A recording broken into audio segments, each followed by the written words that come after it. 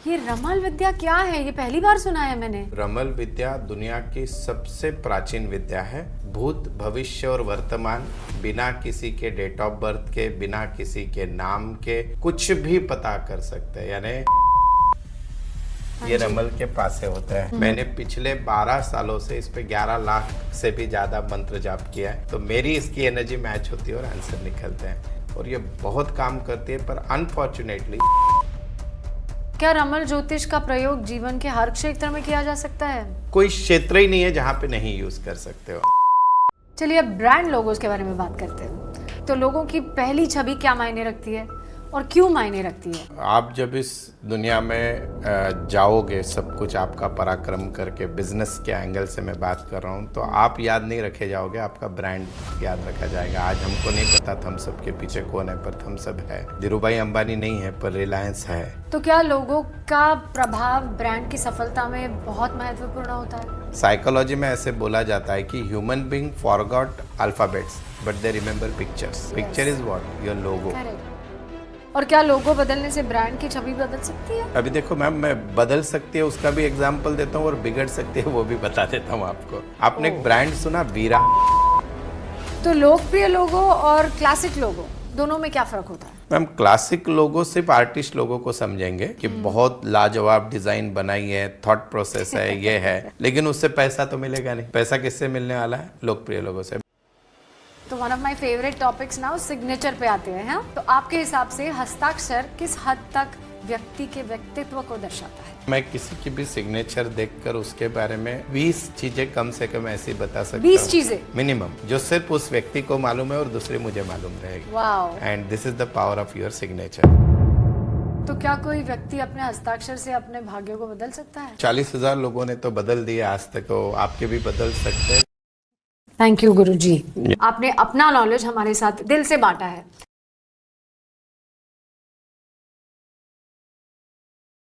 जिस दिन से चला हूं मेरी मंजिल पर नजर है, जिस दिन से चला हूं मेरी मंजिल पर नजर है, आंखों ने कभी मील का पत्थर नहीं देखा और ये फूल मुझे कोई विरासत में मिले हैं। ये फूल मुझे कोई विरासत में नहीं मिले, तुमने मेरा कांटों भरा बिस्तर नहीं देखा। जिंदगी बदलती है जब नजर बदलती है, नजर बदलती है जब सोच बदलती है, और सोच तब बदलती है जब अंधेरों में कोई मार्गदर्शक रोशनी बनकर सामने आता है। डॉक्टर नवनीत मानधनी, एक नाम, एक विश्वास, एक मार्गदर्शक, इंडिया के टॉप न्यूमरोलॉजिस्ट में से एक, जिन्होंने अपने ज्ञान से 35,000 से अधिक लोगों को राह दिखाई, जिन्होंने संख्याओं की रहस्यमय भाषा को लाखों जिंदगियों का आईना बना दिया। इसीलिए आज दुनिया भर से 35,000 से भी ज्यादा क्लाइंट्स और सोशल मीडिया पर 10 लाख से अधिक फॉलोअर्स इन पर अटूट विश्वास रखते हैं। अनगिनत भविष्यवाणियां हर बार सच्ची सिद्ध हुई, खासकर पिछले 3 वर्षों में। साल 2023 की 11 बड़ी भविष्यवाणियां 100% सटीक, साल 2024 95% सटीकता के साथ पूरी, और साल 2025 लगभग हर भविष्यवाणी हकीकत बनकर सामने आई। लेकिन डॉक्टर नवनीत मानधनी सिर्फ न्यूमरोलॉजी तक सीमित नहीं है, बल्कि वो 14 विभिन्न प्रकार की प्राचीन एवं आधुनिक रहस्यमय विद्याओं के ज्ञाता है। न्यूमरोलॉजी, ग्राफोलॉजी, एस्ट्रो सिग्नेचर, वास्तुशास्त्र, साइंटिफिक लोगो डिजाइन और अनेक प्राचीन व आधुनिक अकल्ट साइंस के विशेषज्ञ। इनकी उपलब्धियों की सूची इतनी विशाल है कि शायद समय ही कम पड़ जाए। अकल्ट साइंस की इस रहस्यमय दुनिया में इनकी साधना और यात्रा पिछले 13 वर्षों से अनवरत जारी है। इनकी असली ताकत यह है कि वो सिर्फ भविष्य नहीं बताते, बल्कि आत्मविश्वास जगाते हैं। हर मुलाकात, हर परामर्श लोगों के भीतर एक नई ऊर्जा भर देता है। लाखों जिंदगियां उनके मार्गदर्शन से नई दिशा और मंजिल पा चुकी हैं। यह सिर्फ अंकशास्त्र नहीं, यह है जिंदगी की किताब, और इस किताब को पढ़ने वाले हैं डॉक्टर नवनीत मानधनी। नवनीत जी नमस्ते। नमस्कार। ओम नमो भगवते वासुदेवाय। आपके भीतर बैठे परमात्मा को शत शत प्रणाम। Thank you so much. आपसे मिलके हमेशा बहुत बहुत अच्छा लगता है, बहुत खुशी होती है। आप मुझे एक चीज़ बताइए, हमारी परसों बात हुई थी इंडिया और इंग्लैंड का जो मैच चल रहा था, आपने बोला था इंडिया जीतेगी और इतने रनों से जीतेगी। लो एंड बिहोल्ड हम जीत गए और क्या मस्त मैच हुआ था। हाउ, कैसे पता? आपको सब कुछ पता रहता है? मैम अभी तक मैं जितना क्रिकेट खुद बहुत खेलता भी था और चाहता भी हूँ क्रिकेट को, तो मैं हर मैच के पहले पहुँच जाता हूँ। बोलते वो कैलकुलेशन के हर लिए मैच के पहले एक रील आ जाती है। रील आ जाती है। बोलते इवन श्रीलंका भी गया था मैं अभी इंडिया पाकिस्तान का मैच देखने, और उस दिन भी सुबह तो ऐसे अटकलें चल रही थी कि आज बरसात होगी वगैरह। तो मैंने सबसे पहले ये प्रेडिक्शन डाला कि बरसात नहीं होगी, मैच होगी, और उसके बाद उस हिसाब से सारी चीज़ें। उसी तरह से अभी लोग सोना और चांदी में, कुछ लोगों की चांदी हो गई, कुछ लोगों का सोना अभी भी रुका हुआ है। तो गोल्ड एंड सिल्वर के प्राइसेस प्रेडिक्ट किए थे, वो ऑलरेडी क्रॉस कर चुके हैं उस लिमिट को। और साथ ही साथ अभी शेयर मार्केट नीचे गिरा हुआ है। तो ये जो गिरने वाला मार्केट है, मार्केट जनरली 9 बजे ओपन होता है। हमने 8, सवा 8 को बहुत बार मैं रील डाल देता हूँ कि आज इतने पॉइंट से गिरेगा, और वो गिरता है। वाओ। और अभी ये सेमीफाइनल हुआ तो उसके पहले बहुत सी चीज़ें अटकलें, इंग्लैंड से आज तक जीता नहीं, ये वो सब चल रहा था। और इवन एक प्लेयर की तरफ पॉइंट आउट करके भी बोला था कि वो आज भी नहीं चलेंगे, और वो नहीं चले, एंड सेम थिंग हैपन। तो ये सब होता है मैम दुनिया की सबसे प्राचीन विद्या जिसका नाम है रमल। तो रमल विद्या और न्यूमरोलॉजी दोनों का फ्यूज़न बनाकर हम लोग कुछ चीज़ें निकालते हैं। न्यूमरोलॉजी से पहले पता चलता है कि ये चीज़ें किसके फेवर में जा रही है, और उस हिसाब से उसके क्वेश्चंस पूछे जाते हैं और आंसर बहुत सटीकता के साथ आते हैं। एक आध दिन अगर मेरी एनर्जी कम है तो देन आंसर रॉन्ग जा सकता है, मैं भगवान नहीं हूँ, लेकिन आज तक की एक्यूरेसी लेवल 90-95% है। Wow, that is wonderful. ये रमल विद्या क्या है? ये पहली बार सुना है मैंने। यस मैम, रमल विद्या दुनिया की सबसे प्राचीन विद्या है, जिसमें भूत, भविष्य और वर्तमान बिना किसी के डेट ऑफ बर्थ के, बिना किसी के नाम के कुछ भी पता कर सकते हैं। यानी आप बिलीव नहीं करोगे, मेरे पास एक ऐसे क्लाइंट आए थे कि जिनके पिताजी की आज के 20 वर्ष पहले मृत्यु हो गई थी, और वहाँ पे कि उनकी लाश नहीं मिली थी। तो दैट गर्ल वाज देयर कि मेरे पापा अभी तक जिंदा है। उसका विश्वास था वो।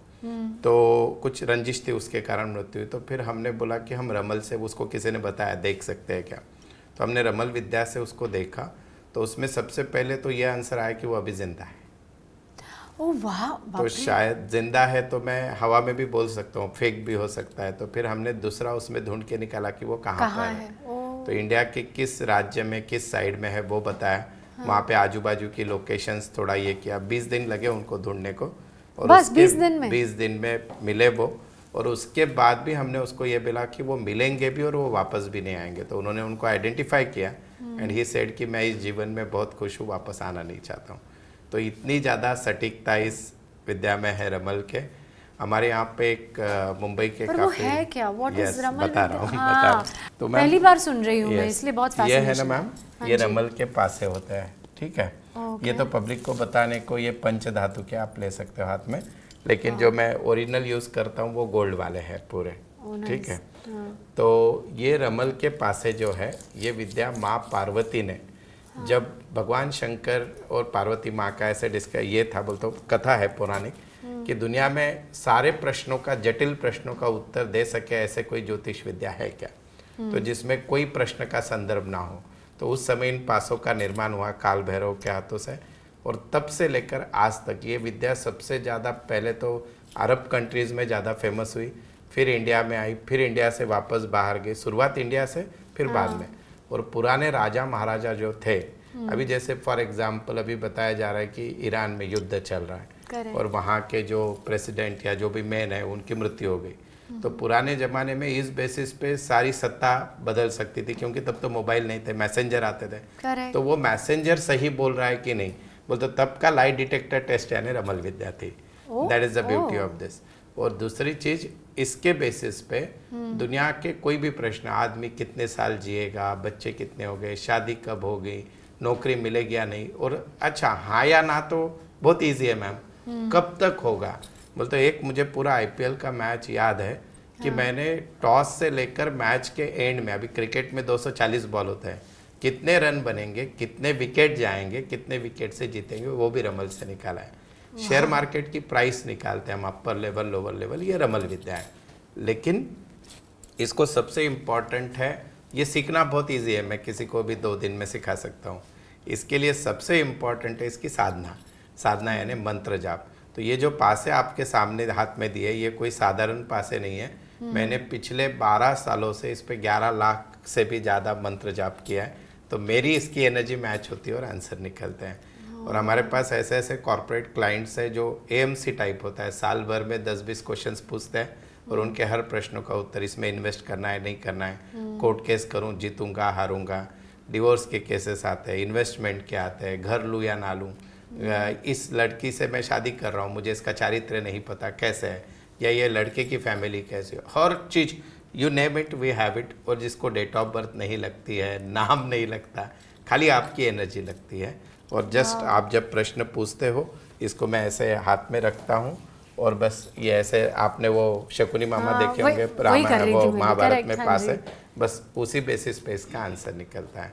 और ये इतना एक्यूरेट होता है, मैंने अभी तक 1500 से ज़्यादा बच्चों को पढ़ाया है और वो दे आर डूइंग फैंटास्टिक। मेरे एक स्टूडेंट को तो क्लाइंट ने खुश होकर एक थार कार गिफ्ट दी थी उसके आंसर पे।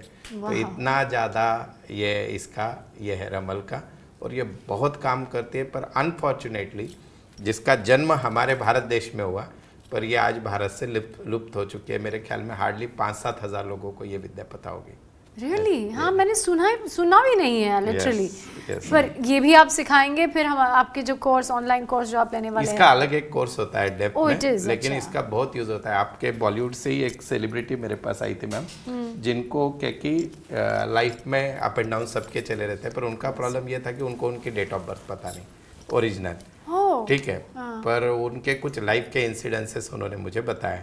वो कभी बोल रही थी कि मैं 33 ईयर्स की हूँ, कभी बोल रही है 26 ईयर्स की हूँ, लाइक सो मच कन्फ्यूजन। तो हमने रमल से उनकी एग्जैक्ट डेट ऑफ बर्थ निकाली।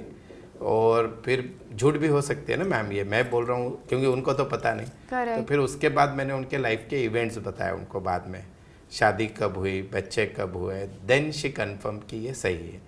तो हम 99% एक्यूरेसी के साथ किसी को डेट ऑफ बर्थ पता नहीं है तो वो भी हम ढूंढ सकते हैं। इतना ज़्यादा पावर दुनिया के किसी भी ज्योतिष विद्या में नहीं है जो रमल में है। तो नवनीत जी बताइए कि रमाल ज्योतिष में ग्रह और नक्षत्रों की भूमिका क्या होती है? रमल में जैसे टोटल 16 प्रकार के कार्ड्स होते हैं जिसको हम शक्ल बोलते हैं, और हमारे जैसे टोटल ग्रह 9 है और राशियाँ 12 है। तो रमल में इन सब का डेप्थ में आप आंसर दे सकते हो। जैसे इसका यूज़ कैसे होता है कि समझो मेरे घर पे चोरी हुई, और चोरी होने के बाद मुझे ये पता करना है कि चोरी किसने की। तो अभी चोरी किसने, सबसे पहले तो इसमें ये होता है कि चोरी किसने की, यानी चोरी हुई या गुम हो गई चीज़, क्योंकि हम बहुत बार रख के भूल जाते हैं। तो समझो पहला आंसर आ गया चोरी हुई है। फिर उसके बाद सेकंड आंसर आता है कि चोरी किसने की। रिलेटिव ने की है, बाहर वाले ने, तो उसमें आंसर मिल जाता है। मेरा ये लाइव केस है, एक का 10 तोले का सोने का कुछ हुआ था, तो उसमें आंसर आ गया कि वो रिलेटिव ने की है। फिर उसके बाद पता चला कि उसका जेंडर कौन सा है, मेल है या फीमेल, वो भी पता चलता है। और उसका रंग, रूप, आकार, राशि सब वो भी पता चलती है। तो उससे हमको उसमें पता चला था कि उसके ननद ने ही वो गोल्ड लिया था, और इसके आगे भी वो अभी चीज़ जगह पे है या बेच चुके हैं, तो उसने बेच दिया था, ये भी आंसर मिला। तो नक्षत्र, राशि, उस व्यक्ति दिखता कैसे है और वो क्या है, उसका नाम का पहले अक्षर तक हम पहुंच सकते हैं। इतना ज़्यादा डेप्थ इस विद्या में है। तो रमाल ज्योतिष की गणना और भविष्यवाणी में सबसे महत्वपूर्ण संकेत कौन से हैं?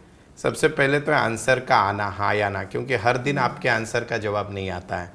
इसके कुछ दिन वर्जित है, जैसे अमावस और पूनम को रमल देखा नहीं जाता है। मंगलवार के दिन आए हुए आंसर गलत हो सकते हैं। तो मुझे बहुत बार लोग पीछे लगते हैं कि अभी के अभी बताओ। मैं बोला मैं नहीं बताऊंगा बाबा, उसका एक टाइम होता है। मैं मेरी नाड़ी देख के फिर ये कहता हूँ, नाड़ी यानी सूर्य नाड़ी चल रही है क्या, वो देखा जाता है। और सबसे इम्पॉर्टेंट होता है पूछने वाले की इंटेंसिटी। आप टाइम पास बोल के मुझे पूछ रहे हो तो आंसर नहीं आएगा। आपकी ज़रूरत इंटेंसिटी कितने की, इसलिए मैं कोई फालतू क्वेश्चन के आंसर नहीं देता। उसमें जो बहुत ज़रूरी है वो हम निकालते हैं रमल में, ऐसे। और क्या रमल ज्योतिष का प्रयोग जीवन के हर क्षेत्र में किया जा सकता है? कोई क्षेत्र ही नहीं है जहाँ पे नहीं यूज़ कर सकते हो। और कोई भी हम आज एआई के ज़माने में हैं, एआई क्या करता है, डेटाबेस लेकर उसका आंसर देता है। रमल बोलता है तुम मुझे डेटाबेस मत दो, मैं खाली एनर्जी से आंसर दूंगा। बोलता है exactly opposite of AI. Absolutely. और बहुत बार एज अ ज्योतिष प्रोफेशन में ऐसे होता है कि क्लाइंट को उसका डेट ऑफ बर्थ ही पता नहीं होता, उसका समय नहीं पता होता है, और प्रश्न का कोई क्ल्यू नहीं होता है। अब इमेजिन करिए कि किसी का एक नौकर बैंक में पैसा भरने गया है और वो नौकर आया नहीं है 2 घंटे से, अभी मालक परेशान है। अभी इसका आंसर कौन सा ज्योतिष देगा आपको? कोई विद्या नहीं दे सकती, पर ये रमल से पता चलता है वो आएगा या नहीं आएगा। करेक्ट। एआई भी नहीं दे सकता। एआई भी नहीं दे सकता। एआई से इम्पोर्टेंट, आई मीन सीसीटीवी बता सकता है वो कहाँ पर है, लेकिन ये रमल से आंसर निकलते हैं ऐसे। और आज के समय में आधुनिक जीवन में रमल ज्योतिष की क्या इम्पोर्टेंट है आपको लगता है? एक तो सबको अर्जेंट में आंसर चाहिए मैम, हाँ या ना। अभी कोई लड़की देखने गया और उसको पता करना है कि मुझे पता करना है कि ये सिर्फ मेरे लिए बनी है या नहीं। यंग लोग है कि वो हमारा जमेगा या नहीं। अभी बच्चे नहीं हो रहे कि हम शायद टेस्ट ट्यूब के लिए जाए या फिर हम मतलब IVF करें या फिर हम और नेचुरल तरीके से करें। हमारे नसीब में सही में बच्चे, ज्योतिष बहुत सारे बोल देते हैं आपको बच्चा होगा, पर अमल से पता चल सकता है कि होगा या नहीं। डेफिनेटली ये हम यूट्यूब पे बोल रहे तो मैं कभी जेंडर डिक्लेयर नहीं करता और करना भी नहीं चाहिए, और स्टूडेंट को ये टॉपिक भी नहीं सिखाता हूँ, पर रमल से हमको वो भी पता चलता है। पर it is the power of, बोलते इतना ज़्यादा ये है, इस शास्त्र में पता चलता है। मतलब ये मुझे इस बात का खेद है कि जैसे कि मुझे काफ़ी चीज़ों के बारे में पता है लेकिन मैं इसके बारे में जानती भी नहीं हूँ। तो मैं नहीं जानती, तो जैसे कि आपने कहा शायद 5-7 हज़ार लोग हमारे पूरे देश में जानते होंगे।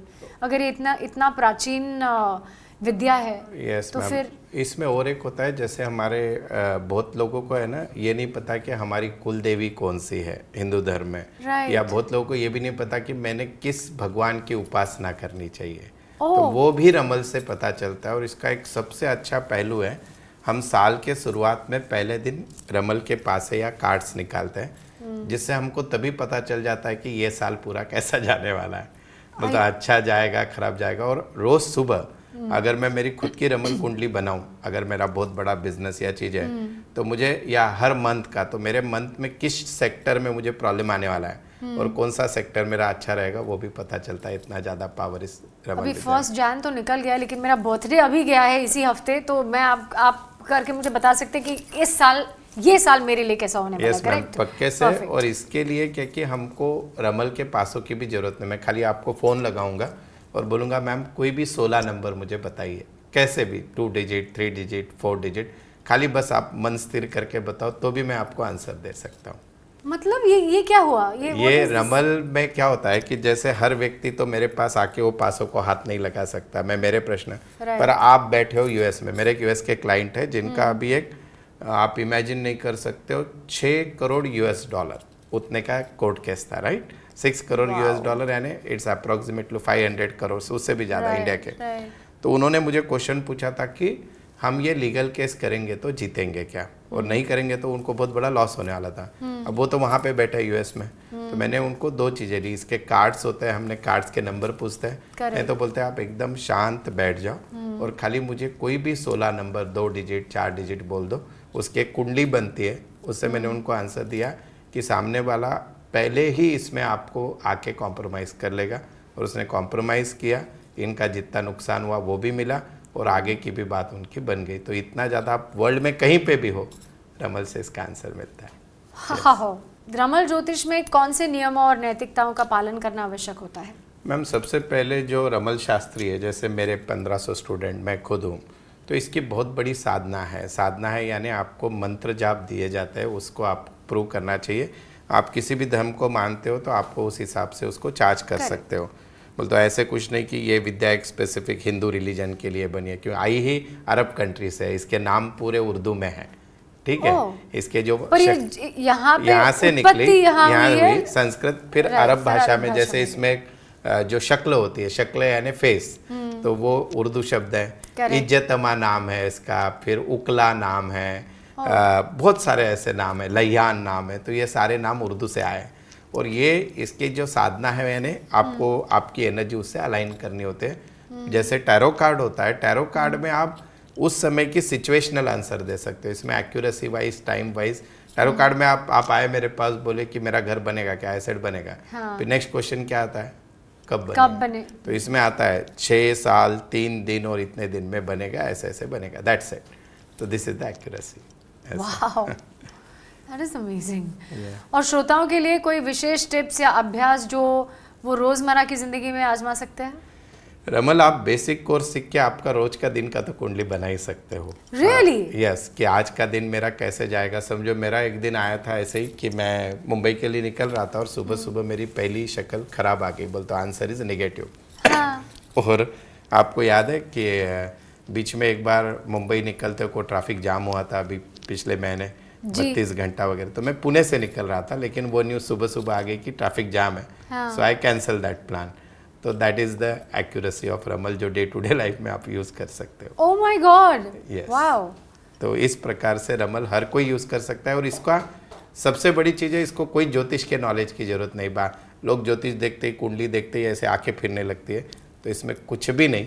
इवन अ ले मैन कैन अंडरस्टैंड। तो ये अपनी साधना है, अपनी एनर्जी के साथ आप कैलकुलेट करो तो हो जाता है। तो ये इंट्यूटिव पावर ही है, इंट्यूटिव पावर है और उसके साथ कैलकुलेशन है, और उसको Calculation. सिखाने वाला एक टीचर है आपके सामने। जी, थैंक यू गुरुजी।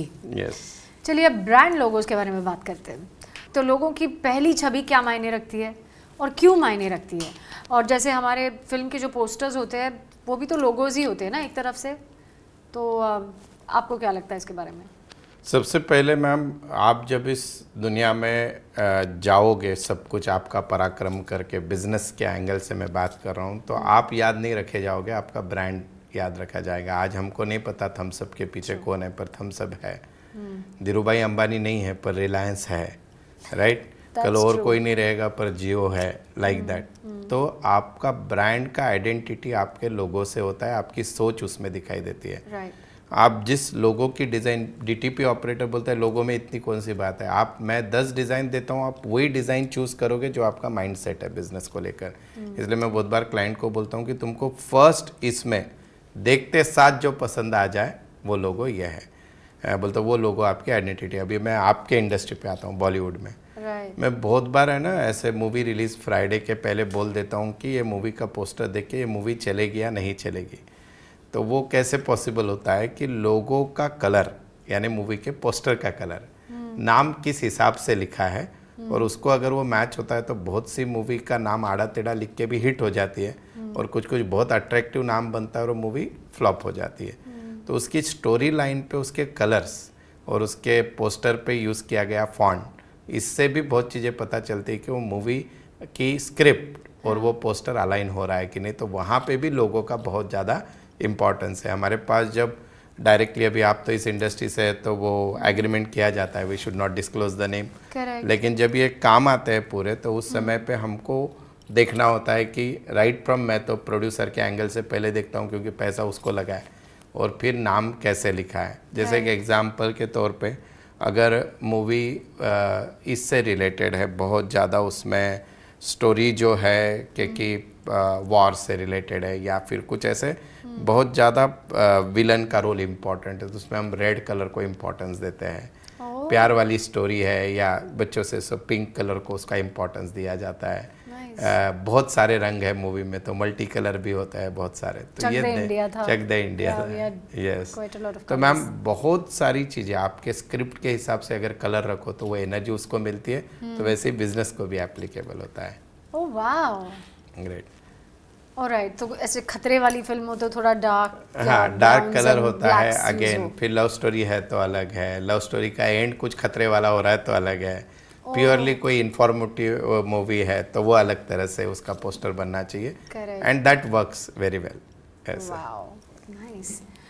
तो क्या लोगों का प्रभाव ब्रांड की सफलता में बहुत महत्वपूर्ण होता है? देखो मैम, एफर्ट्स तो हर कोई ले रहा है, लेकिन आपको आज जब कोई बिजनेस स्टार्ट करता है तो स्टार्ट विथ प्रोप्राइटरशिप, फिर LLP, फिर कंपनी और लिमिटेड कंपनी। ये हमारे भारत देश में सबसे उच्च ही है।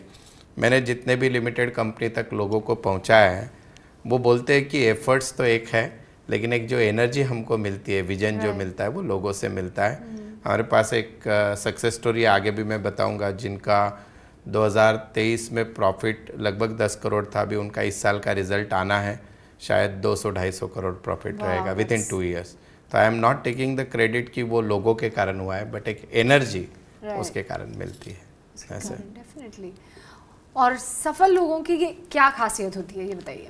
मैम सबसे पहले आप देखना, जैसे आप लोग लेडीज साड़ी देखने जाते हो तो कोई साड़ी ऐसे हाथ में लेते ही फेंक देने की इच्छा होती है कि बहुत ख़राब है। तो वो ख़राब है यानी कि उसका एस्थेटिक ख़राब है, उसका कलर कॉम्बिनेशन, उस पे की डिज़ाइन। तो सेम लोगों में भी यही होता है। सबसे पहले लोगो बहुत डिसेंट होने चाहिए। डिसेंट यानी आंखों को देखकर शांति लगे, वो देख के ऐसे ये ना लगे जैसे टैटू के वैसे ना लगे लोगो जो है वो। That is the first thing, because logo is not a artistic DTP work. Logo एक इमेज है जो सिंपल हो but it must give the meaning of it. तो ये सबसे इम्पोर्टेंट। फिर आपके कलर सारी बहुत से फैक्टर उस पर इम्पोर्टेंस होते हैं। Correct, I know. I think इतना इम्पोर्टेंस है कि जब भी आप एक टिक मार्क देखते हो तो आपको पता ही है नाइकी है, या you just know world brand image copy हो जाती है। क्योंकि साइकोलॉजी में ऐसे बोला जाता है कि human being forgot alphabets but they remember pictures. So picture is what? Picture is what? Your logo. Correct. The children also, you know, it starts with that only. अभी बच्चों को गाड़ियों का कितना नॉलेज है, वो कहाँ से याद रख रहे हैं? सिर्फ गाड़ी के लोगो। So that is the thing. Yes. Wow. Right. तो बेसिकली लोगो से ही ब्रांड की पॉपुलैरिटी समझती है हम। करेक्ट। और रंग और फॉन्ट का लोगो पर क्या असर होता है? मैम रंग सबसे ज़्यादा इम्पॉर्टेंट है। आपको मैं एक एग्जांपल, 3 बड़े कॉर्पोरेट एग्जांपल देता हूँ जिनके सारे बिजनेस डूब गए गलत कलर के कारण। सबसे पहला example air India. Air India का पूरा लोगो जो है वो रेड कलर में था। दूसरा किंगफिशर एयरलाइंस पूरा रेड में था, डूब गया। और फिर हमारे बाबा जी अभी पतंजलि बाबा रामदेव का ब्रांड, बीच बीच में लीगल प्रॉब्लम, बहुत टॉप पे जा रहा है वो, पर ऐसा कोई साल नहीं गया आज तक कि जब कोई लीगल कॉम्प्लिकेशंस नहीं आए।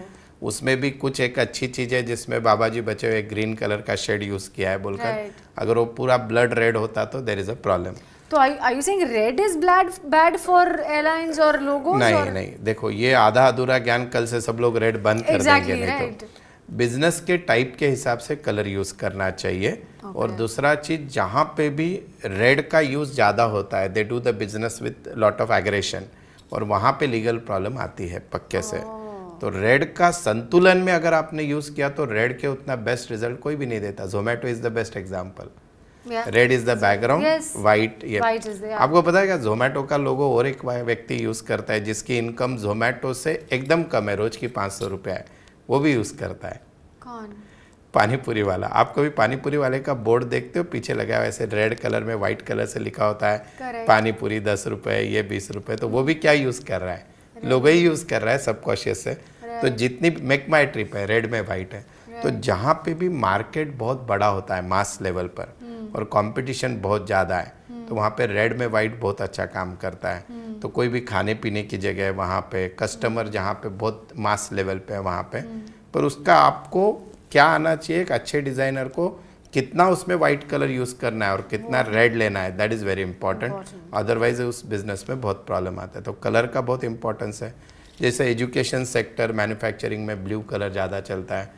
अब लोग हम बोलते हैं बहुत बार एस्ट्रोलॉजी में कि ब्लैक कलर ख़राब है, पर एप्पल तो ब्लैक में हिट है। तो जब आपका यूनिक प्रोडक्ट आता है तो तब ब्लैक कलर भी काम करता है। तो इट डिपेंड्स कि आपकी, इसलिए मैं जब भी लोगो बनाता हूँ पहले 10 मिनट तो फ़ोन कॉल करता हूँ सामने वाले को, तेरी आइडियोलॉजी क्या है, तेरा प्रोडक्ट क्या है, तुझे मार्केट में प्रॉब्लम क्या आ रहा है। तो उस हिसाब से अगर आप लोगो डिज़ाइन करो तो लाजवाब उसकी एनर्जी आपको भी मिलती है, कस्टमर के दिमाग में भी छाप बनते हैं। मैंने अभी तक 3000 लोगो हो चुके हैं अपने बनाकर, जिनका बिजनेस साइज 10 लाख से लेके अभी लगभग जो अभी की कंपनी है जो रिसेंटली बनाया उनका एनुअल टर्नओवर के 3000 करोड़ के ऊपर चला जाएगा। तो बहुत सारी चीज़ें ये की है and that works very well. तो लोगो बहुत ज़्यादा काम करता है उसके कलर के कारण। सो नेक्स्ट टाइम मुझे या किसी और को बिजनेस में इंटरेस्ट और लोगो बनाना हो तो you know where to go. Yes, right here. तो रंगों का तो यू जस्ट स्पोक। इसके बाद रंग और फॉन्ट्स होते हैं, वो कितने महत्वपूर्ण होते हैं? मैम फॉन्ट बहुत ज़्यादा महत्वपूर्ण है। अभी एक रिसेंटली एक सोशल ऑर्गेनाइजेशन का एक लोगो बना था। उन्होंने क्या किया था, फॉन्ट मिक्स यूज़ किए, बोलते देवनागरी और इंग्लिश। तो ये बताता है confuse state of the mind. तो अट्रैक्टिव बनाने के लिए उन्होंने बना दिया, पर वो संस्था अपना मेन पर्पज़ ही भूल गई। 2-3 साल बाद अभी वो संस्था खतरे में है। तो मैं बहुत बार बोलता हूँ कि when you use the font, तो फॉन्ट बहुत अच्छे से यूज़ करना चाहिए। आपको एक बहुत अच्छा एग्जांपल देता हूँ। जियो जब आया था मोबाइल, तो जियो का जो फॉन्ट है वो एकदम सॉफ्ट है। तो शुरुआत में जब हम यूज़ कर रहे थे तो वो बहुत यूज़र फ्रेंडली लग रहा था, अभी भी लगता है, बिकॉज ऑफ द फॉन्ट। तो आपके फॉन्ट प्रोडक्ट के हिसाब से होने चाहिए। जैसे एक एग्जांपल के तौर पे उर्दू भाषा है, तो उर्दू भाषा में क्या कि बहुत सारे कट्स हैं, लेफ़्ट टू राइट आता है। तो जब हम नॉर्मल इंग्लिश फॉन्ट्स भी अगर वैसे यूज़ करते हैं तो उस केस में फिर आपके स्टाफ का बिहेवियर, आपका बिहेवियर कस्टमर को लेकर थोड़ा रिजिड हो जाता है। तो आपको बिजनेस में क्या चाहिए, कस्टमर केयर चाहिए, नहीं चाहिए। आपका बिजनेस अगर सिक्योरिटी का है तो वहाँ पे ज़रा स्ट्रिक्टनेस चाहिए, वहाँ का फॉन्ट अलग है। तो ये सब फॉन्ट देखना चाहते हैं, और साथ ही साथ फॉन्ट का colour, that is again important. तो वो कलर जो है, मैं तो उसमें थोड़ी एस्ट्रोलॉजी भी यूज़ कर लेता हूँ। अगर बड़ी कंपनीज है तो जो मेन प्रमोटर्स डायरेक्टर है उनके लकी कलर में फॉन्ट में कुछ डाल देते हैं हम लोग, तो दैट ऑल्सो वर्क्स। कुछ सिंबल डाल देते हैं उस कलर के, तो बिजनेस रॉकेट की तरह दौड़ने लगता है ऐसा। Wow, this is really cool. और क्या लोगो बदलने से ब्रांड की छवि बदल सकती है? अभी देखो मैम, मैं बदल सकती है उसका भी एग्जांपल देता हूँ, और बिगड़ सकती है वो भी बता देता हूँ आपको। आपने एक ब्रांड सुना, बीरा? बीरा, राइट? तो जब बीरा आया था तो उसका नाम बीरा, और वो मंकी वाला ये था। उनका पर्पस ये था कि मंकी की तरह आप ये करोगे, दैट वाज द आइडियोलॉजी। लोगो बनाते हो तब आइडियोलॉजी बहुत इंपॉर्टेंट है। करेक्ट। फिर उनको प्राइवेट लिमिटेड से कुछ लिमिटेड करना था, उन्होंने नाम बीरा से B9 कर दिया कुछ। और अभी बिजनेस में लोगों के साथ साथ आपके नाम का भी इम्पोर्टेंस है। तो अभी कंपनी मेरे ख्याल में रिसेंट आप गूगल कर लेना, 798 करोड़ लॉस में है। That is just changing the name. So that much affect. Even air India के बाद जब मैंने ये राइटअप एक मैगजीन में दिया था, तो एयर इंडिया ने लोगों में थोड़े चेंजेस किए। अभी पूरी तरह से वो पुराना ही चला रहा है। जब भी आप लोगों को बदलो, रीब्रांडिंग, तो 100% बदलो या मत बदलो, दैट इज़ माय सजेशन। बोल तो आपके हर प्रिंटिंग, हर स्टेशनरी में, हर विजिटिंग कार्ड, अभी एयर इंडिया के कुछ एयरलाइंस पे अभी भी पुराने वाला ही प्रिंट है। तो अभी भी ऐसी चीज़ें हो रही है, कन्फ्यूजन है। पर उन्होंने एक उसमें बहुत अच्छा क्या किया कि एक वो गोल्डन कलर का एक एरो बना दिया। सो नाउ समटाइम जो आज के 10 साल पहले की फीलिंग एयर इंडिया में आती थी वो नहीं आ रही है। So it is little bit smarter. तो इससे भी ज़्यादा हो सकते हैं। तो जब आप रीब्रांडिंग करते हो लोगों को, so that also you need to consider. Or maybe that benign can go back to Bira. That also might yes work. yes, तो बीरा के केस में तो नाम ही गलत हो गया अभी कंपनी का, वो क्या करेंगे पता नहीं। So both the things we have to work. और बहुत बड़ी बड़ी कंपनीज लोगो बदल कर आती है, लेकिन वो लोगों के साथ आपकी अगर आइडियोलॉजी नहीं बदल रही उसके हिसाब से, then there is no use of changing the logo. That's also true. Correct. तो लोकप्रिय लोगो और क्लासिक लोगो दोनों में क्या फर्क होता है? मैम, क्लासिक लोगो सिर्फ आर्टिस्ट लोगों को समझेंगे कि बहुत लाजवाब डिज़ाइन बनाई है, थॉट प्रोसेस है, ये है, लेकिन उससे पैसा तो मिलेगा नहीं। पैसा किससे मिलने वाला है? लोकप्रिय लोगों से। अभी मुझे इमेजिन करो, मैं वापस उसी एग्जांपल पे आता हूँ, जोमेटो। नॉर्मल जोमेटो लिखा है, रेड कलर का बैकग्राउंड है, वाइट, लेकिन आप अगर जोमेटो का फॉन्ट देखते हो तो बहुत सॉफ्ट यूज किया है। Correct. तो उससे whenever you give order Zomato clear है, तो देयर इज नो कंफ्यूजन। और मेरे ख्याल में दिन में से 10,000 डिलीवरी में से हार्डली 1 या 2 लोग डिससेटिस्फाइड होते होंगे, but their accuracy rate is 99% something, उससे भी ज़्यादा, because they use very soft font. At the same time हम अगर और कंपनीज के बारे में बात करें तो जैसे मैं अगेन जियो पे आता हूँ, तो जियो का भी सॉफ्ट है, पर वही अगर आप VI देखते हो मैम, आई को उल्टा कर दिया है। करेक्ट। हाँ, तो जब VI का नया नाम आया था, वोडाफोन आइडिया एक साथ आए थे, तो मैंने ये बोला था कि इनका जब मर्जर हुआ है, ये एक मजबूरी के तहत हुआ है, और ये कितने दिन मार्केट में टिकेंगे पता नहीं। तो ऑन एंड ऑफ कुछ न कुछ चलते रहता है। अपने दर्शक जो VI देख रहे हैं, क्योंकि आई को उल्टा किया है, उसको बेस नहीं है। तो ये कंपनीज, बड़े बड़े कंपनी जब ब्रांड बदलती है, सब करती है, और again VI is written in red colour, तो कुछ न कुछ टैक्सेशन प्रॉब्लम या चीज़ें आ सकती है। So you have to use the colours, very important. तो देखो, आंखों को अच्छा लगना यानी क्लासिकल, और फेमस होना, दोनों में। नाइकी का जस्ट टिक मार्क है, that's it, but it looks very good. Apple की बहुत लोग आइडियोलॉजी मजाक में ऐसे, आप एप्पल फ़ोन यूज़ करते हो मैम, तो एप्पल फ़ोन कोई भी एकदम लेटेस्ट आने के बाद आपको क्या लगता है? बोलते हो यूज़ बहुत बढ़िया, लेकिन एंड में बाद में क्या लगता है कि इसकी थोड़ी बैटरी और हो जाती तो अच्छा रहता है, इसका थोड़ा कैमरा 1 मेगापिक्सल और बढ़ जाता तो जाए। तो उनकी आइडियोलॉजी, कुछ लोग ऐसे बोलते हैं जो वो एप्पल कट किया हुआ है, that is incompleteness, we are coming to the next, that is 17 से 18, 18 से 19। तो तो ऐसे आइडियोलॉजी पे बड़ी बड़ी कंपनीज बहुत सारी आइडियोलॉजी पे चलती है. That is the reason. ये मुझे पता नहीं था. वेल, क्या हर लोगो हर संस्कृति में समान रूप से समझा जाता है? मैम एक्चुअल में ऐसे है कि आपका जैसे आज हम अगर इंटरनेशनल ब्रांड की बात करते हैं तो उनके लोगो उस हिसाब से बनते हैं, ग्लोबल एक्सेप्टेंस. जैसे से फॉर एग्जांपल टोयोटा है, देन मर्सिडीज़ है, BMW, तो उनके वो अंडरस्टैंडिंग है.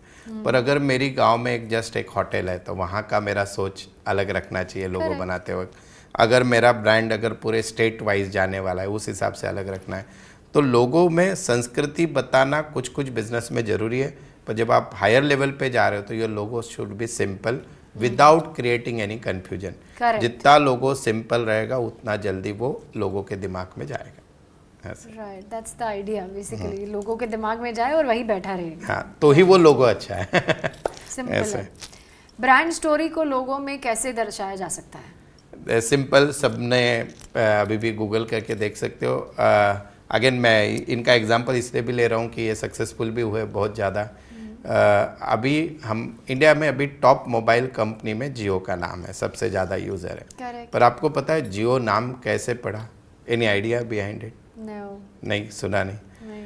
ये जब लोग सारा ये ब्रांड के बारे में बात कर रहे थे, रिसर्च करके इसको लोगों को जो है लॉन्च, बोलो पहले तो ब्रांड का नाम क्या देना है और फिर लोगों पे जब आ रहे थे तो उस समय अगर इनका था कि रिलायंस जो है उनकी उत्पत्ति इस देश में, वो बड़े अरबपति खरबपति बने किस बिजनेस से? ऑयल से. और ऑयल को जब आप मिरर इमेज में देखते हो तो वो जियो बनता है. ऑयल का रिवर्स इमेज जियो बनता है. So that was the ideology. और जब वो मार्केट में आए तो उन्होंने उसको रेड के बैकग्राउंड में वाइट कलर से किया था, बोलते तब एग्रेशन था. अभी अगर आप जियो देखते हो तो अभी ब्लू कलर में लिख के आता है. सो नाउ दे नो कि कस्टमर हमने कैप्चर कर दिया है. अब हम हॉटस्टार को ले लेंगे, इसको ले लेंगे, उसको ले लेंगे. कस्टमर टेक्निकली हम इतना स्ट्रॉन्ग कर देंगे कि प्रोडक्ट विल ऑटोमेटिकली सेल. तो लाइक दैट लोकप्रिय लोगो बनते हैं. Very nice. यस. और लोगों के जरिए कंपनी की कहानी और मूल्यों को कैसे दिखाया जा सकता है? एक मेरे पास जो अभी मैं एग्जांपल देता हूँ कि लिमिटेड कंपनी है जीके एनर्जी, जिसमें हमने क्या किया था, उनका पहले के लोगों में बहुत सी चीज़ें ठीक थी पर कुछ बिल्कुल ठीक नहीं थी. तो देयर मेन हमने उनको बताया कि they are working for saving this nature. बोल तो नेचर मदर अर्थ को बचाने के लिए वो काम कर रहे हैं. तो हमने उस लोगों के मार्फत से ये बताया कि ये जो धरती है उस पे की ऊर्जा हम यूज़ करके ग्रीनरी बढ़ा रहे हैं. So like that you can symbolize the thing what you want to do in the business. तो लोगों में इतना पावर होता है कि जिससे आप सारी चीज़ें का. एक रिसेंटली हमने और एक लोगो डिज़ाइन किया था जिनका बिजनेस लाजवाब तौर पे गया था. उनका प्रोडक्ट वैसे यूनिक था और उस केस में हमको उस एक अल्फ़ाबेट में मैंने सारी चीज़ें बता दी थी कि वो प्रोडक्ट कैसे आ रहा है. और वो उस प्रोडक्ट तो बाद में हिट हुआ, लेकिन लोगों की जब स्टोरी बताई हमने सभी को तो that also works very well. वो वुमन के लिए कुछ स्पेशल डेज के लिए एक प्रोडक्ट था, उस पे हमने वो स्टोरी बनाई थी पूरी. That also works very well. Yes. और तो लोगो सरल होना चाहिए या जटिल? वो तो ओनर का भी कॉम्प्लिकेशन इम्पॉर्टेंट है, उसका माइंड जटिल है या सरल. पर एक ओवरऑल अगर आप सुनते हो तो ज़्यादा कॉम्प्लिकेट. बहुत लोग क्या करते हैं, भेलपुरी बना देते हैं, बहुत सारे कलर बहुत सारे सिंबल. अरे मेरे पास बहुत बार स्टूडेंट आते हैं कि सर आप लोगो बनाना सिखाते हो. मतलब लोगो कोई बनाना सिखा ही नहीं सकता. It's a creativity. तो क्रिएटिविटी जब आप लाते हो तो it must be simple. It give the message of the business. सारी चीज़ें उसमें आनी चाहिए. Correct. Simple is enough. Correct. Is the best. चलिए, तो one of my favourite topics now signature पे आते हैं. हाँ, तो आपके हिसाब से हस्ताक्षर किस हद तक व्यक्ति के व्यक्तित्व को दर्शाता है? मैम, मैं किसी की भी सिग्नेचर देखकर उसके बारे में 20 चीज़ें कम से कम ऐसी बता सकता हूँ. 20 चीज़ें मिनिमम, जो सिर्फ उस व्यक्ति को मालूम है और दूसरी मुझे मालूम रहेगी. Wow. And this is the power of your signature. और खाली मैं sign in front of you और maybe I should. Yes. और लोग मेरे सामने बहुत बार फेक साइन करते हैं, so to hide their original things. Okay. और उनको कैसे पता कि क्या अच्छा और क्या बुरा? हाँ, तो लेकिन चीज़ें पता चलती है बोलकर, अगर बुरी ज़्यादा है तो. और साथ ही साथ मैम, आप अगर उस सिग्नेचर की बुरी चीज़ें अगर दुरुस्त करो सबकॉन्शियसली, तो then there is a change in the nature within 41 days.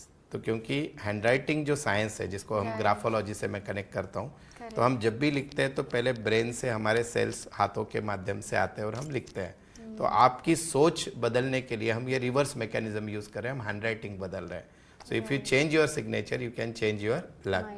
मैं दुनिया का एकलौता ऐसा न्यूमरोलॉजिस्ट हूँ जिसको एस्ट्रो सिग्नेचर भी पता है, जिसको ग्राफोलॉजी भी पता है और जिसको न्यूमरोलॉजी भी पता है। जब इस हिसाब से हम चेंजेस करते हैं तो डेफिनेटली इम्पैक्ट बहुत जल्दी आता है।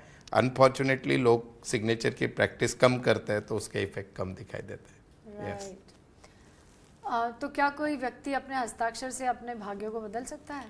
मैम 40,000 लोगों ने तो बदल दिए आज तक, ये अभी पॉडकास्ट होते जब तक, तो आपके भी बदल सकते हैं। खाली सिग्नेचर में ऐसे होता है कि लोग बहुत बार बोलते हैं कि हम सिग्नेचर तो आजकल करते नहीं, ये नहीं होता है। पर मैं सिग्नेचर से लोगों को मैनिफेस्टिंग टेक्निक बताता हूँ। एंड जिस हिसाब से आपके उस सिग्नेचर में एलिमेंट डाले जाते हैं, आप सुनकर आपको आश्चर्य होगा, आपकी डेट ऑफ बर्थ बर्थ समय से कुंडली बनती है। तो आपके सिग्नेचर में भी सारे 9 ग्रह होते हैं मैम। अगर किसी का कुछ भी नहीं पता, वो साइन देख के पता चल जाता है। आपके ही बॉलीवुड के इस पे मैंने एक वीडियो बनाया था बहुत पहले, 2 साल हो गए, जिस साल 4 लोगों की जेल यात्रा हुई बॉलीवुड में, इंक्लूडिंग एक पॉलिटिशियन भी थे, शायद पिछले साल या पिछले के पिछले साल। और वो चारों के सिग्नेचर में एक ही चीज़ कॉमन थी। वो सिग्नेचर में हम आगे बताएंगे दर्शकों को, वो अगर करते हैं तो कोर्ट केसेस होते हैं, आपकी जेल यात्रा भी हो सकती है। तो इतना सब सिर्फ साइन पे से पता चलता है। ओहो, दैट्स टू मच। बड़े और छोटे अक्षरों का हस्ताक्षरों में क्या महत्व है? मैम जिनके भी हैंडराइटिंग का साइज जो है, आपकी नॉर्मल हैंडराइटिंग के साइज से अगर आपकी सिग्नेचर का साइज बड़ा है तो उस केस में आपकी सोच बड़ी है, आपको मान सम्मान हर जगह ज़्यादा चाहिए।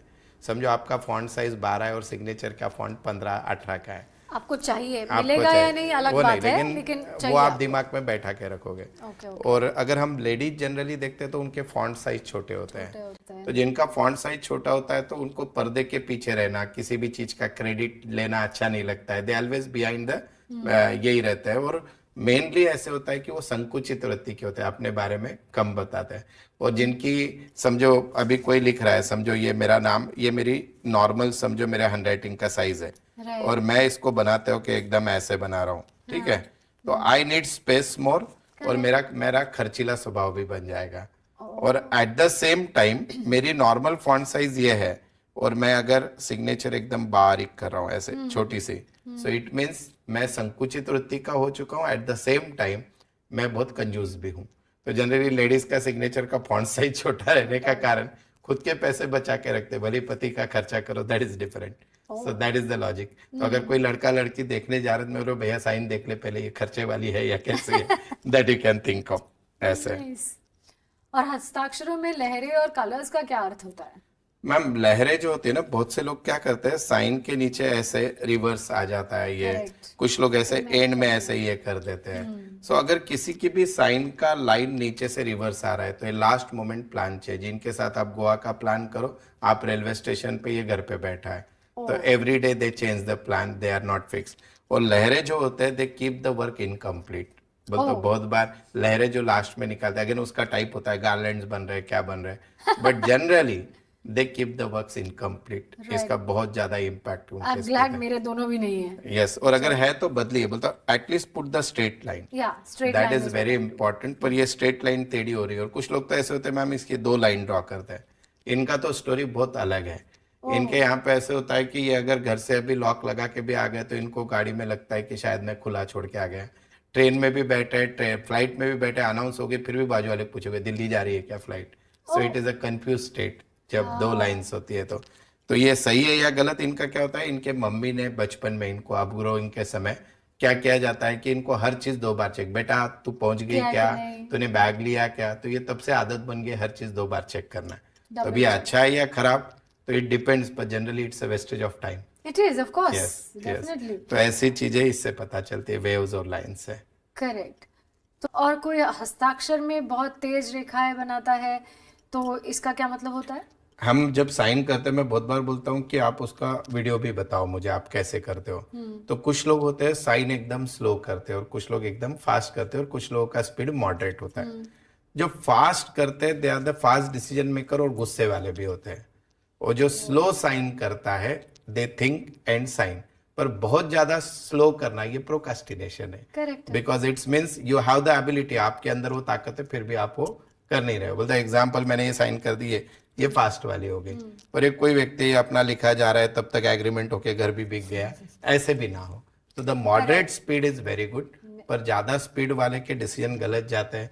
हमने तो एक देखा है, मैं साइन देख के एक को बोला था कि तेरा एक्सीडेंट कितने बार हुआ है, it happen because of your signature से पता चलता है कि आप वो शब्द कैसे टकराते हैं आपके, उस हिसाब से पता चलता। मतलब समझो कहीं पे स्पेस बहुत कम है लिखने के लिए और वहां पे आप जबरदस्ती सिग्नेचर को घुसा रहे हो या नॉर्मल लिखावट में घुसा होता है, ऐसे लोगों का एक्सीडेंट बहुत होता है। That also possible. ऐसे नाइस। पर हस्ताक्षर की दिशा ऊपर नीचे सीधे व्यक्ति के मनोवृत्ति को भी दर्शाता है। यस मैम, जितने भी सुसाइड होता है ना, जब पुलिस को डाउट आता है केस में कि बाबा ये रियल में सुसाइड है या सुसाइड नोट पहले लिखा गया था और बाद में चिपका दिया गया था, तो ये हस्ताक्षर पे से पता चलता है। आपके बच्चे भी, आप आजकल तो बच्चे पहली बात कम लिख रहे हैं, अगर आप ज्यादा लिखो, अच्छे से लिखो तो दैट इज वेरी गुड, पर वो हो नहीं रहा है।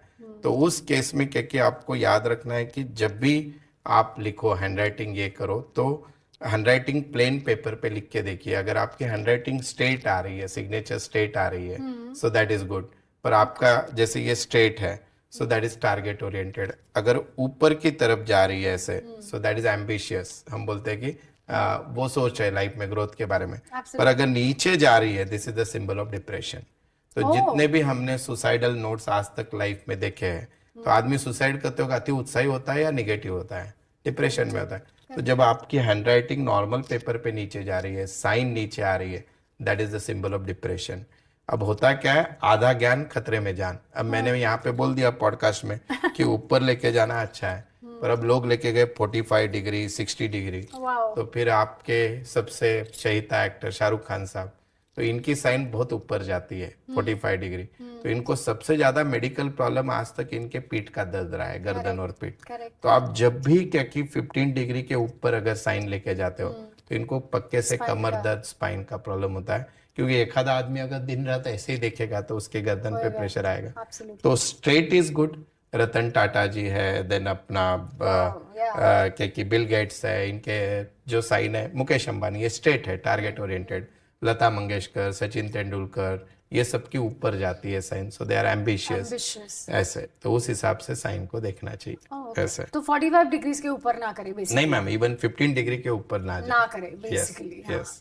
और हस्ताक्षर में स्पेसेस या ब्लैंक्स कितनी महत्वपूर्ण होती है? मैम बहुत लोग है ना, लिखते लिखते बीच में स्पेस छोड़ देते हैं सिग्नेचर में, और हम वो देख के बता देते हैं कि आपने कहीं पे पैसा लगाया था और आपका पैसा डूब चुका है। या फिर हस्बैंड और वाइफ में अगर परिवार से आपका रिलेशन ठीक नहीं है, हस्बैंड वाइफ में या बाकी फैमिली मेंबर से, तो स्पेस से पता है। एक एग्जांपल के तौर पे कि मैं समझो नवनीत लिख रहा हूँ और ये अनयूजुअल गैप आ गया, देखो एन और ए में, या फिर मैं इनिशियल लिख रहा हूँ एन और मानधनी एकदम दूर चला गया, से फॉर एग्जाम्पल। तो इससे पता चलता है कि आप जितना ज्यादा स्पेस अनइवन देते हो, वो किस एरिया ऑफ लाइफ में प्रॉब्लम है। तो एक तो स्पेस बहुत कम रखी है सब में, नेम एंड इसमें, एंड उसका बहुत ज्यादा इम्पैक्ट आता है। और सबसे बड़ी गलती लोग करते हैं डॉट देकर।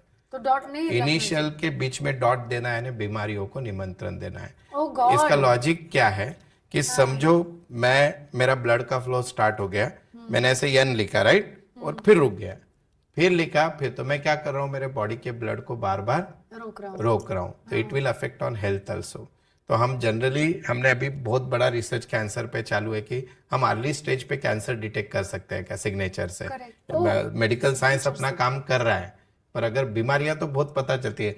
हार्ट अटैक और बीपी तो सिग्नेचर पे से 2 मिनट में पता चल जाती है किसी भी इंसान की। शुगर, ब्लड प्रेशर और heart attack, that can be, yes, तो दैट इज इजीली डिटेक्टेबल। और आप वो अगर सबकॉन्शियसली वो पैटर्न चेंज करो तो आपके हेल्थ में इम्पैक्ट आता है। और आज की डेट में हम जिस तरह का फूड खा रहे हैं सब लोग, तो इसमें cholesterol is normal, sugar cholesterol किसी को भी बोल दो है ही, पर आप एक अल्फाबेट, मेनली जिनका नाम बी अल्फाबेट से स्टार्ट होता है या सरनेम बी है, तो वहां पे तो बहुत जल्दी पहचान में आ जाता है कि कोलेस्ट्रॉल वगैरह है या नहीं। रियली? यस। तो वो हम नॉर्मल हैंडराइटिंग पे से भी पता चलता है, सिग्नेचर पे से भी, और किनका एक्सीडेंट होगा वो भी पता। बहुत से लोग हैं ना, VM is safe for now ना? अभी तक और इसके बाद मैम बहुत से लोग है ना कोर्ट केसेस में फंसते हैं इसके, या किसके घर पे है ना बहुत ज्यादा बीमारियां होती है। ये जब आप आई निकालते हो ना मैम, ये डॉट की जगह जब बिंदी निकालते हैं, लाइक ऐसे सर्कल करते हैं, तो इनके यहाँ पे आप आपके यहाँ पे मेडिकल एक्सपेंसेस चल रहे हैं कि नहीं बताइए आप? मेजर चल रहा है। मेजर चल रहे हैं, शायद पापा बीमार है, राइट? मॉम एंड डैड तो आप तो यहीं पे खुद ही एग्जाम्पल हो गए, राइट? तो ये सबकॉन्शियसली मैंने आपको बंद कर दिया, आपने last time बोला यस था यस, मुझे, तो तो इसको मैंने बंद कर डॉट दिया। निकालना जरूरी है। Right, फिर बहुत से लोग है ना सिग्नेचर कट करते हैं, तो इसको बोलते हैं कि खुद से नाराज है जिंदगी, तुमको बर्बाद करने को कोई चाहिए नहीं। हमको हमारे माँ बाप ने बहुत गलत सिखाया, साइन ऐसे करो कि कोई उसकी कॉपी ना करे। तो आप जितनी साइन कट छाट करते हो तो आपके जीवन को बर्बाद करने को बाहर वाले की जरूरत ही नहीं है। You are responsible for it. वो तो बहुत लोग ऐसे साइन कर दिया, फिर इसको ये कर दिया, like that. It is a complete wrong signature. हम बोलते हैं कि सिग्नेचर कॉपी नहीं करना, इसलिए हम इतनी कॉम्प्ले जितनी सिग्नेचर कॉम्प्लिकेटेड उतना वो आदमी कॉम्प्लिकेटेड। हमारे घर में पापा कॉम्प्लिकेटेड है, उनकी साइन एकदम कॉम्प्लिकेटेड होती है, मम्मी की साइन एकदम सिंपल, क्योंकि माँ के दिल का हम पहचान सकते हैं। तो आप क्यों इतना सर पे बोझ लेके, और आप कितनी भी कॉम्प्लिकेटेड कर लो कॉपी होती कॉपी है। करने वाला करेगा ही, एग्जैक्टली। और सिग्नेचर में बोलता हूँ, दुनिया में 750 करोड़ आबादी है, किसी की भी सिग्नेचर कोई कॉपी नहीं कर सकता, क्योंकि आपके बॉडी को एक यूनिक प्रेशर दिया गया है। वो प्रेशर जब हमारे पास फोर्जरी के केस आते हैं तो हम पीछे से देखते हैं पेज को कितने प्रेशर से लिखा है, तो कॉपी किया हुआ सिग्नेचर का प्रेशर, और ओरिजिनल हमेशा डुप्लीकेट होता है। तो जितना आप कॉम्प्लेक्स निकालते हो सिग्नेचर, उतना वो आदमी कॉम्प्लेक्स है। बीमारियों का घर है, कोर्ट केसेस, ये सब चीजें होती है, और उससे लड़ना डिफिकल्ट होता है। एब्सोल्युटली, हाँ। तो काटनी नहीं चाहिए, और राउंड नहीं, बिंदी तो चाहिए, सर्कल नहीं चाहिए, बहुत सारी चीजें चाहिए। Yes yes, right. क्या कोई व्यक्ति जानबूझकर अपने हस्ताक्षर बदलकर अपनी छवि बदल सकता है? हाँ, जिसने ग्राफोलॉजी सीखी है, या जिसने कहता है वो होके फिर अच्छा सा साइन करेगा, बताएगा, लेकिन उसमें भी वो पकड़ा जाता है मैम, क्योंकि आपका वो जो मैंने समझो आपको बोला कि बिग बॉस के अंदर भेज दिया और बोला कि अभी अच्छे रहो, पर आपका ओरिजिनल इंस्टिंक्ट तो निकल के आएगा ही बाहर, तो वो आ जाता है मैम, पकड़ में आ जाता है आदमी, बट प्रोवाइडेड एक्सपर्ट के हाथ में हो तो आएगा वो। ऐसे हस्ताक्षर का आकार और मोटाई व्यक्ति की आत्मविश्वास और ताकत के बारे में भी क्या कहता है? यस मैम, एंड्योरेंस सिग्नेचर से पता चलता है। मैं बहुत बार लोगों को बोलता हूँ कि जितनी सिग्नेचर छोटी है उतने शॉर्टकट्स और इतना फास्ट डिसीजन, और जितनी आपकी सिग्नेचर बड़ी है इन टर्म ऑफ लेंथ, जैसे minimum you have to write your name and surname, family name या नेम या फादर्स नेम आप लिखिए, उतना आपका लाइफ पैटर्न भी बढ़ता है। और जितना शॉर्टकट में आप साइन करते हो, that person is so much compromising in his life. वो समझो अभी मेरा नाम नवनीत है, मैं जस्ट ऐसे साइन कर रहा हूँ एन की, या जैसे मैं पहले ऐसे करता था सिर्फ जब ये पता नहीं था। सो लाइफ में जितने सैक्रिफाइस उस समय किए आज तक नहीं किए, so this is the pattern. मेरा सिर्फ एक नाम है, वो तो चल जाएगा ना, आई गेस। सिर्फ नाम वाला का एक अलग लोचा है, सिर्फ नाम वाला किसके बाप की नहीं सुनता है जी, हम इसको साउथ इंडियन सिग्नेचर बोलते हैं। तो इसमें ऐसा है कि साउथ इंडिया के जितने भी आप मैनेजर वगैरह देखते हो ना एसबीआई में वगैरह, ये लोग सिर्फ नाम लिखते हैं। सिर्फ नाम, यानी मैंने बोल दिया 10 बजे तो 10 बजे, फिर सामने वाला पंतप्रधान क्यों नहीं हो 10:15 बजे तो तेरा देख, like that. So they never compromise. तो सिर्फ नाम लिखना इज गुड, कुछ लोगों को जरूरी है लाइफ में सेल्फ स्टीम के लिए, बट आई सजेस्ट नाम और सरनेम दोनों लिखना चाहिए मैम। नाम और सरनेम दोनों, correct, that's what you told me, correct. Yes yes. हस्ताक्षर में दाई और बाई और झुकाव का क्या महत्व है? देखो 3 टाइप के होते हैं। एक तो है ऐसा साइन जो मैंने स्ट्रेट कर रहा हूं मैं, ठीक है। एक है जो थोड़ा सा लेफ्ट की तरफ टिल्ट हो रहा है, राइट। और एक है जो राइट की तरफ टिल्ट होता है। बोलते हम फॉन्ट में ऐसी बात करें, स्ट्रेट और लेफ्ट, ऐसे। तो जो लेफ्ट में होते हैं they always take the decision based on their past experience. मतलब it is left means past, correct. Straight है they are always in the live mode, right. और थोड़ा सा जो इधर जाते हैं थोड़े से रोमांटिक भी होते हैं, बहुत सॉफ्ट स्पोकन होते हैं जब राइट साइड में जाते हैं, राइट। पर उसका एग्जैगरेशन हो गया तो उनका विस्फोट कभी भी हो सकता है। तो राइट साइड टिल्ट हो रही है आपकी सिग्नेचर, या फॉन्ट साइज थोड़े ऐसे कर्सिव वालों की जाती है, देखो बहुत बार। So they are very elegant, soft spoken, ऐसे लगता है क्या बंदा पॉलिश बात कर रहा है, लेकिन उनका असली रूप उनके घर वाले बोलते देखो आके, this is like that. Okay. तो क्या हस्ताक्षर उम्र के साथ चेंज हो सकते हैं? यस मैम, हस्ताक्षर में आपकी खुद की साइन आज के 5 साल पहले की और आज की में थोड़ा थोड़ा फर्क आता है। अभी जैसे एक एग्जांपल देता हूँ मैम, मेरे एक दोस्त, तो लेकिन चेंज नहीं होनी चाहिए ना? आ जाती है मैम। एक बेस्ट एग्जांपल देता हूँ, समझो मैं कुछ साल पहले ऐसे साइन कर रहा था, एक एग्जांपल दे रहा हूँ मैं कि यहाँ पे डॉट थे, राइट। अब कुछ साल बाद क्या हो जाता है मैम, ये डॉट है ना डैश में कन्वर्ट हो जाते हैं, लाइक दिस यस। हो जाते हैं। तो अब ये डॉट से डैश में कन्वर्ट होना है, यानी मैं कर्जे में चला गया, लोन बढ़ गए। कुछ लोग ऐसे हैं कि साइन को कि अगेन टिल्ट कर देते हैं, उसका एंगल बदल देते हैं, right. That again show the. अभी और एक एग्जांपल, जैसे मैं ऐसी साइन कर रहा था कुछ साल पहले और वो लाइन अपने आप ही इसको अभी भिड़ने लगी, तो आप ये खुद मेरा को क्या काट कि रहे हो। कोर्ट केसेस बढ़ा देता है, या फिर मेरे एक्सपेंसेस अननेसेसरी चीज़ों में बढ़ा देता है। तो ये सबकॉन्शियसली नहीं होता है, वो घटनाएं घटने के बाद हमें होता है, पर अगर आप Correct. ध्यान रखो, राइट। बहुत बेसिक 5-6 चीज़ें होती है सिग्नेचर में, वो करो तो बहुत ज़्यादा अच्छा होता है, हेल्प हो ऐसे। जाती है Yes. ऑब्वियसली। तो क्या सिग्नेचर्स में रुकावटें या टूटी रेखाएं कुछ तनाव या मानसिक स्थिति को दर्शा सकती है? यस मैम, सेगमेंटेड सिग्नेचर के लोग जो होते हैं ना, वो आपके पीछे आपको धोखा देंगे पक्के से। यानी इसका मतलब क्या, समझो मैं नवनीत का यन ऐसे लिख रहा हूँ, हाँ। या फिर मैं लाइन देते हुए फिर ऐसी लाइन दे रहा हूँ, हाँ। सो इट मीन्स मैं आपके पीछे आपके बारे में क्या करूंगा इसकी कोई गारंटी नहीं है। मतलब बोल तो अनट्रस्टवर्दी है। यस, बोल तो एक कपल घूमने गया हाँ। न्यूली लव बर्ड्स है, और उनके साथ एक उनका कॉमन फ्रेंड गया, तो Right. कोई गारंटी नहीं कि वो दूसरा फ्रेंड इसकी गर्लफ्रेंड को पटा लेगा। That is we called segmented signature. तो सेगमेंटेड में आदमी पे आप 100% विश्वास ना रखो, ये लोग कभी भी धोखा दे सकते हैं। और अगर आपकी साइड में सेगमेंटेड है तो आप दुनिया के बहुत ज़्यादा चालाक आदमी हो, तो आप उसको दुरुस्त करो, अदरवाइज वो मन में का जो क्रुकेड माइंड है वो खत्म नहीं होगा। ऐसे तो segmented sign is not at all good. Even आप जब साइन करते हो तो कभी कभी कहीं पे इंक का प्रेशर ज़्यादा आता है, कभी कहीं यहाँ ज़्यादा आता है, Right. तो उससे हमको शुगर पता चलती है। अगर आपकी पेन बहुत इंक छोड़ रही है, हर एक वही पेन मैं कर रहा हूँ तो इंक नहीं छूट रही है, पर कोई मतलब दूसरा आपके कर हाथ का रहा pressure ज़्यादा है है। प्रेशर, तो वो that shows the sugar also. तो अभी तो हम मतलब वो आते ही क्लाइंट सामने बैठता है, साइन करते बोल देता हूँ मैं शुगर है, बोले आपको कैसे पता चला। कोई भी चीज़ है ना मैम, या तो आपके पास डेटाबेस हो तो बात करनी चाहिए, नहीं तो नहीं। मेरे पास IVF जितने लोगों ने कराया उनका डेटाबेस है, तो मैं उस पे से बोलता हूँ कि न्यूमरोलॉजिकली ये चार्ट में तो बच्चा होगा नहीं होगा। हार्ट अटैक वाले कम से कम 2000 लोगों का डेटाबेस है, जो लोगों के तलाक हुए उनका डेटाबेस है। तो बेस्ड ऑन दैट इवन मैं तो बोलता हूँ लड़के लड़की की कुंडली मत मिलाओ, मुझे खाली लड़की की साइन भेज दो, मैं बोल दूंगा कि वो लड़की आपके यहाँ पे प्रॉपर हो जाएगी हैंडल, या लड़का लड़की करेक्ट दोनों है अपने दोनों लिए कि नहीं है Yes, yes. बेसिकली। एक ऐसे ही लाइव प्रोग्राम चल रहा था, उसमें हमने मुझे बताया गया कि ये दोनों हस्बैंड वाइफ है, इनका रिलेशन कैसे, मैंने देखते ही बोल दिया इनका डिवोर्स हो चुका है या चल रहा है। So they were already fighting for the divorce, क्योंकि दोनों भी मानने को तैयार नहीं है, ऐसा साइन था।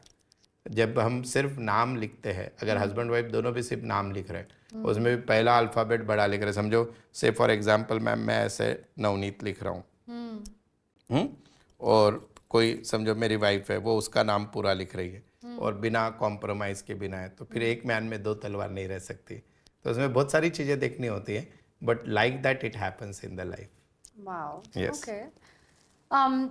तो सिग्नेचर्स में जो अंतिम अक्षर होते हैं, क्या अंत का स्वरूप बता सकते हैं? हाँ, एंडिंग जो है ना मैम साइन की, मैं साइन देख के बता सकता हूँ कि ये व्यक्ति का जीवन कितने साल का है और ये जाते समय कैसा जाएगा, मजे से जाएगा या तड़प तड़प के जाएगा, Oh God. That we also come to know. Really? उसमें तो रमल में भी पता चलता है, पर सिग्नेचर में अगर आप दुरुस्त करो तो शायद आपका जो बीमारियां है उस पर हम ओवरकम कर सकते हैं। जितनी कॉम्प्लिकेटेड साइन, एंड में जो लोग जितने भी साइन कट छाट करते हैं, एक तो कर्जे में मरेगा आदमी, नहीं तो घर में हॉस्पिटलाइजेशन से मरेगा। उफ, एंडिंग दोनों पॉइंट समय मैंने ऐसे ये नवनीत लिख दिया और मैं यहाँ पे कट कर रहा हूँ साइन को एंड में, so that will affect badly, very badly to the person. वो जब भी मेरे पास, मैं पूछता हूँ अभी कर्जा चल रहा है, घर में कोई बीमार, हाँ ही आंसर आता है।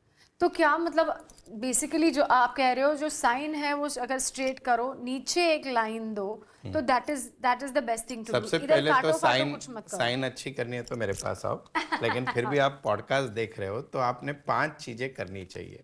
सबसे पहली मतलब पहला पॉइंट आपके बच्चों को भी सिखाइए, write your name and surname, and if you are not writing surname, write father's name. Okay. Then keep the space, minimum space, not too much space between name and surname. तीसरा होता है signature must be readable, पढ़ने आनी चाहिए। Okay. And fourth होता है कि उसके नीचे जो लाइन होती है उसको एंड्योरेंस बोलते हैं, तो लाइन ड्रॉ करो। और उसके बाद उसके डॉट्स कहाँ पे देने हैं वो आपको पता होने चाहिए।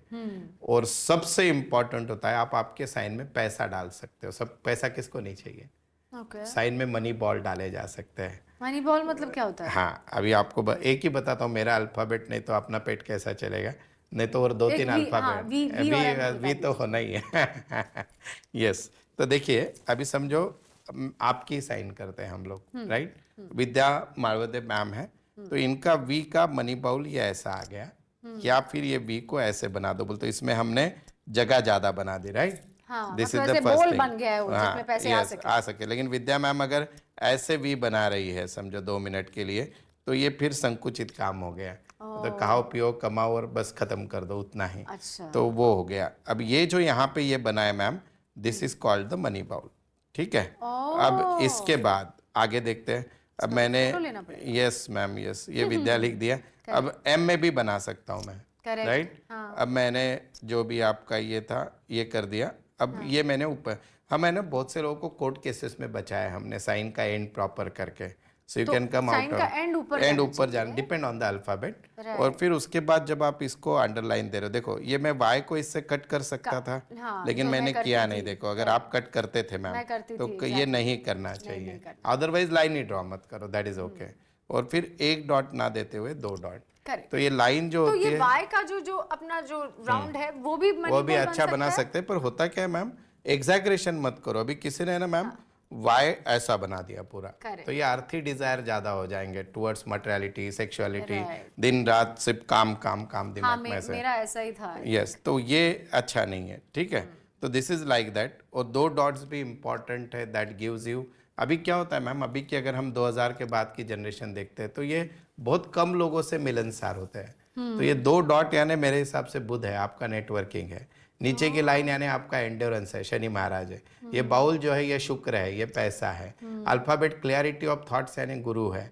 सरनेम लिखना यानी आपकी फैमिली, यानी आपके पापा आ गए, तो ये सारे ग्रह इसमें कवर हो जाते हैं। उस हिसाब से जब आप साइन तो करते ये 2 बॉल्स है वो ठीक है, मतलब ज्यादा नहीं डालना, ज्यादा डिपेंड अभी आप में अल्फाबेट्स कौन से आए उसके हिसाब से। और मोस्ट इम्पोर्टेंटली ये दोनों कैपिटल होने चाहिए ma'am, it should not be small. It should not be small, yes. और पूरा साइन कैपिटल मत करिए और पूरा साइन भी स्मॉल मत करिए, that is again one more thing. And do not cut the sign. और सबसे मेन, कुछ लोग आर्टिस्टिक बनने के चक्कर में 2 लैंग्वेज में साइन करते हैं। बोल दो लाइक विद्या मैम स्टार्टिंग, चलो अभी थोड़ा अपना मराठी का टच है, you are doing like this, Vidya like this, so it is a confusion. तो ऐसे नहीं करना है। और कुछ लोग है ना मैम ऐसे 2 लेयर में करते हैं, विद्या यहाँ पे लिख दिया, मालवदे नीचे लिख दिया।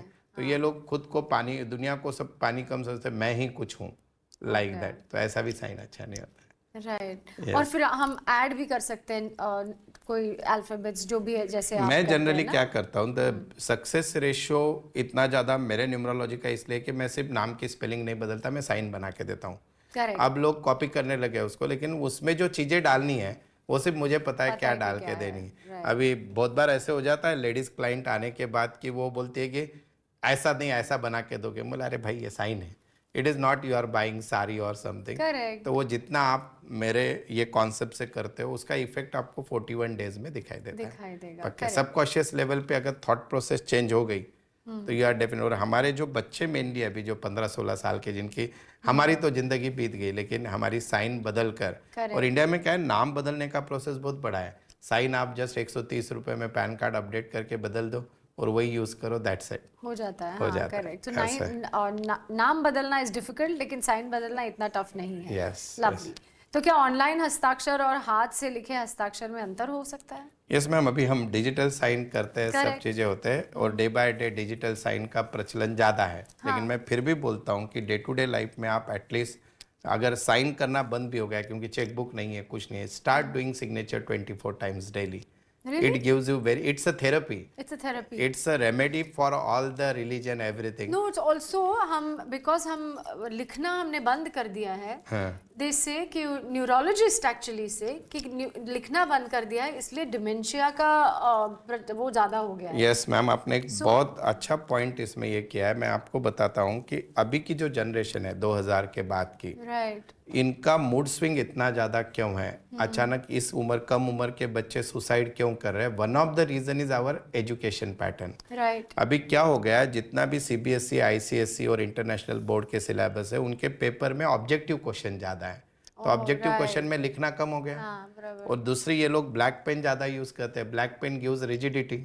और एट द सेम टाइम मैं तो बोलता हूँ कि आपके बच्चों को रोज एक पेज, वो भी देवनागरी लिपि में, हिंदी, मराठी, संस्कृत में लिखना चालू, क्योंकि उसके वलय अच्छे हैं। हाँ। तो जितना आदमी लिखेगा उतना व्यक्त होगा, उसके न्यूरल पाथवेज डेवलप होंगे। आपके ही इंडस्ट्री से एग्जांपल लेते हैं हम लोग। आपके बॉलीवुड में आप जितने भी राइटर से मिले हो, उनका स्ट्रेस लेवल एकदम कम होता है, आप ऑब्जर्व करना आज के बाद। और जो मेनली अच्छे लेखक है मराठी, हिंदी के, उनका भी स्ट्रेस लेवल एकदम कम होता है, क्योंकि वो व्यक्त हो जाते हैं। राइट। हम अभी व्यक्त हो रहे हैं फेसबुक पे, that is wrong. Correct, but I think writers also nowadays सब लैपटॉप पे ही होता वो हो है। रहा है, लेकिन अगर आप हाथ से लिखो स्क्रिप्ट और ये करो तो दैट वर्क्स वेरी वेल। या तो अपनी डायरी रखो। यस, हमारे बच्चों को बोलो रोज एक पेज लिखो, तो वो जितना व्यक्त होंगे that is helpful to them. Yes, it actually takes away negativity from you as you write. बहुत बार है ना, पेरेंट लेके आते हैं कि हम मम्मी पापा दोनों वर्किंग में और मेरा बेटा दिन भर पढ़ाई करता है, बोल रहा है मैं उसका एक पेज देख लेता हूँ लिखा हुआ। पेज पे आप जितना स्पेस छोड़ते हो उतना टाइम पास कर रहे हो। So you have to use the 80-90% of your page also. That also works very well. Yes. तो क्या रंग, काला, नीला, लाल पेन, ऐसे कुछ संकेत दे इससे भी सकते हैं? इम्पैक्ट होता है मैम। जनरली जब हम साइन बदलते हैं तो ग्रीन पेन से बदलो, because green is a colour of change and colour of this thing, acceptance, changes. और ग्रीन हम शुक्र का भी कलर मानते हैं, colour of money, colour of money. But I never suggest to do the signature black unless it's compulsory, क्योंकि black से आप रिजिड बन जाते हो। And blue is again good. हम जब अभी तो ये बच्चे पेन से ही शुरुआत करते, पर आप, मैं जब क्लास बचपन में हमने पेंसिल और कलम लेते थे, हम फिर ब्लू पेन यूज किए। सो blue colour is a colour of change. हमारे स्कूल में एक्चुअली ब्लू वाज मैंडेटरी, कोई और कलर यूज नहीं कर सकते थे। तो इवन अभी अगर कोई एजुकेशनिस्ट ये देख रहे हैं तो स्कूल में ब्लैक पेन बैन करिए आप। Blue is very good to use. Then again red pen का एक अलग इंपॉर्टेंस है, दैट इज आपको मेमोराइज करना है तो use the red pen. Oh really? Yes, मैं जब क्लास में न्यूमरोलॉजी जब सिखाता हूँ तो स्टूडेंट को बोलता हूँ आप येलो कलर का पेज ले लो और उस पर रेड कलर से लिखो, तो आपको मेमोरी में अच्छा रहेगा चीज। वो एक्चुअली राशि भविष्य से भी कनेक्टेड है, it is a combination of Guru and Mangal. Correct. तो वो काम करता है ऐसे। तो लास्ट टाइम मुझे याद है कि आपने मुझे एक बहुत सुंदर सी ग्रीन कलर की रिस्ट वॉच दी थी। मुझे बताइए न्यूमरोलॉजी में रिस्ट वॉच का क्या महत्व है? सबसे पहले जीवन में हर घड़ी इम्पोर्टेंट है, तो घड़ी का बहुत ज़्यादा महत्व है। That's true. जो लोग घड़ी नहीं पहनते वो सबसे बड़ी गलती है। बोलते आज क्या हो गया कि हम लोग मोबाइल फोन यूज कर रहे हैं, तो बहुत लोगों ने घड़ियां पहनना छोड़ दिया। मैं भी एक्चुअली नहीं पहनती थी। आपने मुझे यस मैम। तो सबसे पहले घड़ी जो है ना, आपके यहाँ पे नाड़ी के यहाँ पे टच होती है डेली, और नाड़ी की नब्ज जो होती है वो आपके ब्रेन से कनेक्टेड होती है, राइट? करेक्ट। तो उसका लॉजिक यह है मैम कि जो लोग घड़ी पहनते हैं उनकी चीज़ें समय पे होती है, और जो लोग नहीं पहनते they are very careless about time. So first of all तो घड़ी पहननी चाहिए, सभी ने पहननी चाहिए। घर पे भी पहन ले मतलब, या बाहर जाते? मतलब एटलीस्ट पहनो दिन में कुछ समय, रात में सो के पहनने की जरूरत नहीं, तब टाइम नहीं देखना है, बट एटलीस्ट आपने घड़ी पहननी चाहिए। हर व्यक्ति ने घड़ी पहननी ही चाहिए। यस। वाह। और बर्थ डेट के आधार पर सही नंबर वाली घड़ी कैसे चुन सकते हैं हम? एक्चुअली हुआ क्या था मैम, एक अभी घड़ी वापस फैसिनेटिंग हो गया, बड़े बड़े सेलिब्रिटी 5-10 करोड़ के ये आ गए, सब आ गए। तो सबसे पहले तो यह है कि digital watch is not good. जितने भी आप डिजिटल वॉचेस पहन रहे हो, ऐसे सब लोगों को करियर और वर्क को लेकर बहुत प्रेशर होता है हमेशा। Stress. Digital watch even if you are using for health purpose, फिर भी स्ट्रेस है। आज इतने स्ट्रेस हुए मेरे, आज इतना कैलोरीज हुआ। मुझे नहीं जानना मैं कब। आईफोन वाला वॉच तो बोलते हैं अभी आप उठ जाओ, अभी आप बैठ जाओ, अभी मैं ये करो। आपके बॉडी को मशीन कंट्रोल कर रही है। तो डिजिटल वॉच तो आप ना खुद आपके बच्चों को देना चाहिए ना, खुद ने पहनना चाहिए। एनालॉग वॉच जो अपनी आती है, वेदर इट्स ऑटोमेटिक और सेल वाला, right, both are very good, और वो पहननी चाहिए। और होता क्या है कि जैसे अभी मेरे पास कंसल्टेंसी में अपने अरब कंट्रीज से भी लोग हैं, पाकिस्तान से भी है, बांग्लादेश से भी है, श्रीलंका से भी, इंडिया, यूएस, और हर रिलीजन का आदमी आता है। करेक्ट। सो मेनी टाइम्स मेरा ऐसे होता है कि मैं बहुत सारी रेमेडीज उनको नहीं दे पाता जो रिलीजियस है। सो वॉच जो है, एक सिंगल वॉच बहुत सारे ग्रह तारे आपके कवर कर सकती है, bytes colour, bytes belt, bytes number. तो हमने क्या किया, मैं और एक बत्रा जी, हम दोनों ने रिसर्च करके हमने पहले मार्केट में बहुत सारी घड़ियां ढूंढी करेक्ट। और वो घड़ियां ढूंढने के बाद हमको जो बेस्ट घड़ी में चीजें चाहिए थी वो कहीं पे भी नहीं मिले। राइट। अब अभी आपको सुनकर आश्चर्य होगा, मैंने पिछले महीने ही जस्ट गूगल कर रहा था मैं, तो हमने एक घड़ी का डिजाइन लॉन्च किया है, मैं उस कंपनी का नाम नहीं लूंगा, और पिछले महीने उस कंपनी ने सेम घड़ी लॉन्च कर दी वैसे के वैसे। What? अनफॉर्चुनेटली उस घड़ी में जो सबसे बड़ी गलती पहले थी उन्होंने उसको कंटिन्यू की है। तो क्योंकि मेरा शास्त्र you can copy idea, you can not copy my brain, तो वो जो चीज है वो बहुत इंपॉर्टेंट होती है जिसको हम न्यूमरोलॉजिकल वॉच बोलते हैं। राइट ऐसा है। राइट। आई नो उसके अंदर आप एक कुछ यंत्र भी लगाते हैं जिससे यस मैम, घड़ी यश। में सबसे चीजें इंपॉर्टेंट क्या होती है, अगेन एस्थेटिक। राइट। तो आप जो वॉच यूज कर रहे हैं उसके अंदर जो वर्ल्ड की जितनी भी बड़ी बड़ी कंपनीज की वॉचेस है वो सारे वॉचेस में बहुत जगह 60 के 60 नंबर्स है, मिनट के डॉट्स है। So that gives you slow growth. तो हमने सबसे पहले उसको निकाला क्योंकि हम सबको वॉच लेने के बाद ग्रोथ चाहिए। Absolutely. तो मेरे कोई भी वॉच जितनी भी डिज़ाइन, इसलिए उसको टाइम लगा। पहले तो 6 महीना उस वॉच को बनाकर कम से कम 100 लोगों को पहनने दिया, उनके लाइफ में ड्रास्टिक चेंज हो रहे हैं क्या देखे, एंड फिर उस डेटाबेस में हमको 85% तक सक्सेस आया। नो डाउट कर्म करना जरूरी है, एंड देन उसके बाद उस वॉच को हमने लॉन्च किया। और जब वो वॉच लॉन्च की तो उसमें फिर दूसरा आता है नंबर्स। तो नंबर्स जो होते हैं वॉच के, आपके जनरली आप जितने भी कितना भी बड़ा ब्रांड ले लो, हम सब लोग, अभी आप मेरे सामने बैठे, मैं ये शो कर रहा हूँ, सब लोगों का अल्टीमेट एम लाइफ में पैसा चाहिए, एंड पैसा कनेक्टेड होता है शुक्र से। तो जितनी भी घड़ियां आप देखोगे उसमें अगर रोमन 6 है तो वो उल्टा होता है, राइट। जो बड़े बड़े ब्रांडेड घड़ियों में। और अगर नॉर्मल 6 है तो भी वो कहीं कहीं पे उल्टा लिखा होता है। तो 6 नंबर बहुत अच्छा होना जरूरी है, नंबर 6 का एस्थेटिक। और कुछ घड़ियां ऐसे होती है कि जिसमें नंबर्स का महत्व है, बोलते कौन कौन से नंबर्स होना चाहिए। तो हम क्लाइंट की रिक्वायरमेंट देख के, उसकी डेट ऑफ बर्थ देख के और प्रेजेंट चैलेंजेस देख के उसको मैं घड़ी सजेस्ट करता हूँ। और वो घड़ी जो है आपके सबकॉन्शियस को एक्टिव करती है, बोलते प्रोग्रामिंग बनाएगी वैसे कि what you want in the life. Right. तो मेजरली वॉचेस में 2 ही टाइप के नंबर्स फॉलो होते हैं, एक तो ऑल 12 नंबर्स, करेक्ट, और 3, 6, 9, 12। करेक्ट। कुछ लोगों को 6 एंड 12 की भी वॉच जमती है, बट वो वेरी लिमिटेड। तो उस हिसाब से ये वॉच काम करती है। तो फिर रोमन नंबर्स होने चाहिए या नॉर्मल नंबर्स होने चाहिए? यस मैम, अगर आपको फॉरेन मनी अट्रैक्ट करना है, अगर आपको अपॉर्चुनिटीज बहुत चाहिए, तो then Roman number is good. पर आप नॉर्मल नंबर भी अगर अच्छे तरीके से, मैंने मेरे 50% क्लाइंट को रोमन दिए, 60-70% कुछ को जानबूझकर नंबर्स दिए, उनका लोशो ग्रेड देखकर, जो नंबर उनकी रिक्वायरमेंट थी वैसे। तो both are good, but if you ask the first preference should be Roman number. तो tell me, now there is these trends of gold watches और डायमंड डाल के watches, all that is okay or all that yes, that is okay unless dial का aesthetic अच्छा होना चाहिए उसमें, that is very good. और हमने तो क्या किया है, डायल को बहुत सिंपल रखा है, स्मूथ रखा है, और उसमें सबसे दुनिया की कोई वर्ल्ड की कंपनी नहीं दे सकती है, वो होते हैं जिबू सिंबल।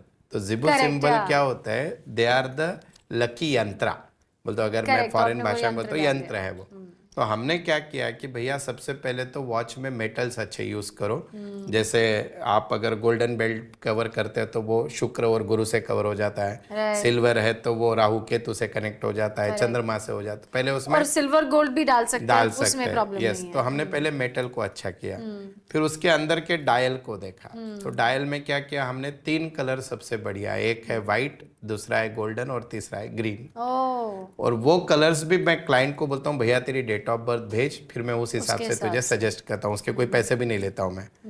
अब कुछ क्लाइंट है जो मैं बोलूंगा उससे अलग लेना है तो ले, तेरी इच्छा है, ऐसे मेरा कुछ है नहीं। और उसके बाद तीसरी चीज उसमें डाली गई, उसके जो निडल होते हैं ना मैम, जो नंबर्स पे निडल होता है, वो निडल सॉफ्ट होने चाहिए, then that improve your communication. तो जिनको भी लाइफ में ओवरऑल सब जगह ग्रोथ चाहिए, that is white colour dial is good. सिर्फ पैसे की तरफ फोकस है, then golden dial is good. And the green dial जो होता है वो ओवरऑल अपॉर्चुनिटीज को अट्रैक्ट करता है। तो हमने जब अभी हम देखते हैं कि वर्किंग वुमन है बहुत सारी, तो उनको हमने ग्रीन डायल वाली दी। पर अगर पर्सनल लाइफ वुमन का एक होता है कि सेल्फ रेस्पेक्ट बहुत बार लूज हो जाता है, और उसको लगता है कि मैं कहाँ पे हूँ, मैं तो सबके लिए कर रही हूँ। तो उसके लिए उसको रोज गोल्ड का बनाया हमने, that is important. Rose gold colour उससे कनेक्ट होता है उसको। फिर उसके बेल्ट में 2 टाइप दे दिए, गोल्डन और ये। और मैं तो मैम, आप सामने एक पूरे महिला वर्ग को प्रतिनिधित्व कर रहे हो, मैं लेडीज वॉच करते वक्त बहुत डर रहा था, क्योंकि कल को इसमें कलर ना मांग ले, बेल्ट में डिजाइन ना मांग ले, क्योंकि मेरा साइंस मेरे पास है। तो लेकिन फॉर्चुनेटली तो लेदर का बेल्ट हो तो भी चल लेदर का बेल्ट अगेन आपके लकी कलर का हो तो चलता है, पर रबर के आजकल वो और अलग अलग प्रोडक्ट के जो आते हैं वो ना पहनो तो ज़्यादा अच्छा है। पर मेटल से क्या होता है, और एक बोलते आपके एक ही वॉच में मैं आपके सारी रेमेडी कवर कर लूँ तो metal is better, metal is better, ऐसा है। और उसके साथ हमने क्या किया, फिर बोले मतलब मैं सोचता हूँ कि सब कुछ दो लोगों को, तो समझो पहले तो वॉच मेरी काम करेगी, समझो आपके नसीब खराब तो उसके अंदर का जिबू सिंबल काम कर देगा। अगर वो भी काम नहीं कर रहा है तो हमने उसके साथ एक सर्व सिद्धि यंत्र बनाया, वो भी देते हैं। करेक्ट, हाँ। और वॉच मैनिफेस्टेशन का एक टेक्निक होता है, वो मैं बताता हूँ किस दिन वॉच पहननी चाहिए और कैसे पहने। So that also works. Watch हमेशा बुधवार के दिन पहनिए फर्स्ट टाइम, नया वॉच। सैटरडे को कभी मत पहनिए first time. So that gives very good result. फिर आप जब भी कोई चीज़ आप लेते हो तो उसको नज़दीक लेकर 5 बार इनहेल करते हो, उसको मैनिफेस्ट करें, why for what purpose you are wearing this watch. तो वो लाजवाब काम करती है। हमारे एक बहुत अच्छे, मैं उनका नाम नहीं ले सकता पब्लिकली, तो पुलिस में अच्छे लेवल पे है, उनका क्या पता कुछ कारण से प्रमोशन रुक रहा था, तो वो 6 साल हो गया, साइड पोस्टिंग चल रही, वो करीबी दोस्त है। मतलब एक बार पहन के तो देखो, ज़्यादा क्या मेरी तरफ से गिफ्ट समझो। वो I am not claiming it happen because of watch, पर 1-1.5 महीने बाद अपने आप ही ऑर्डर आ गया उनका प्रमोशन का और पोस्टिंग का। सो इट्स ऐसे मेरे पास 100-125 एग्जाम्पल है जितनी वॉचेस दिए उनके। और अच्छा कुछ नहीं तो वॉच को इतना सुंदर बनाया, जितनी आप प्राइस दे रहे हो उससे वो महंगी दिखती है। तो आप उसको वॉच बोल के ले रहे हो, मैं उसको रेमेडी बोल के दे रहा हूँ, तो दोनों में कहीं ना कहीं उसका हेल्थ के लिए भी हेल्थ भी है उसमें सब। और इवन और एक मैं आप दर्शकों को बोलना चाहता हूँ, आपके घर में जो पुरानी वॉचेस बंद है उनको या तो फेंक दो, डिस्कार्ड कर दो, नहीं तो चालू करो। दीवार पे तो लगी हुई पुरानी वॉच सबसे वास्तु के हिसाब से खराब होती है। और जिनके लोशो ग्रेड में नंबर 5 मिसिंग होता है, उन्होंने कभी किसी को वॉच गिफ्ट भी नहीं देना चाहिए। अगर आप लोशो ग्रेड क्या होता है? लोशो ग्रेड यानी न्यूमरोलॉजी का एक है, हाँ, चार्ट होता है। आपकी डेट ऑफ बर्थ में अगर नंबर 5 नहीं है तो आपने वॉच गिफ्ट भी नहीं देना चाहिए किसी को। तो आप आपका समय उनको देना चाहिए, हाँ बोलते देना चाहिए ऐसा है। और अगर आपको अभी कोई घर में पुरानी घड़ी आए बंद हुई तो किसी को देना भी है तो उसको बोलना भाई 10 रुपए 20 रुपए दे दे। So it is not a gift. So like that you can do. पर watch is the best thing which you can give. मतलब आप किसी को किसी का समय लौटा रहे हो। This is. और इतना उस पर रिसर्च करके बनाया। अंकित बत्रा जी उनका उस पर काम था, फिर मेरे रिसर्च थे, फिर हमने उसको। अभी प्रॉब्लम क्या हो गया मैम, हमने वॉच बहुत सस्ती रखी और बोल दो हमको, हमारा ऐसे पर्पस था कि सभी तक पहुंचे। तो अब लोगों की डिमांड आ रही है कि हमको 1-1.5 लाख तक की वॉच बना के दो। तो दैट इज वेरी डिफिकल्ट, पर कोशिश जारी है वो बना। 101 पीस बनेंगे वैसे, पर उसका कलर और सब कुछ बहुत काम करता है। Very nice. तो 5 नंबर अगर आपके डेट ऑफ बर्थ में है तो आपको देनी चाहिए वॉच किसी को? नहीं ऐसे कुछ नहीं है तो मत दो, ऐसे मैं नहीं है तो मत। 5 नंबर नहीं है तो मत दो, बेसिकली दैट्स व्हाट। यस। और अगर देना है तो फिर मुझे बोल के दो तो मैं अच्छे से कर दूंगा। तो बेसिकली आप कह रहे हैं कि अगर न्यूमरोलॉजिकल घड़ी आप पहनोगे तो आपके करियर और बिजनेस में भी बहुत बदलाव आ सकता है, राइट? पहले तो सोच बदलेगी, समय बदलेगा तो डेफिनेटली बदलाव आना ही है। एब्सोल्युटली। तो अगर किसी को अपनी बर्थ डेट नहीं पता तो वो कौन सी घड़ी पहन सकते हैं?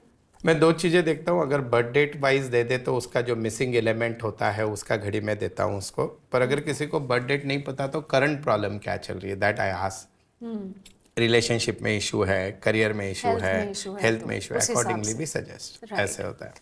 और आजकल के फैशन को देखते हुए घड़ी का रंग, आकार और कौन सी ऐसी खास डिजाइन जरूरी है?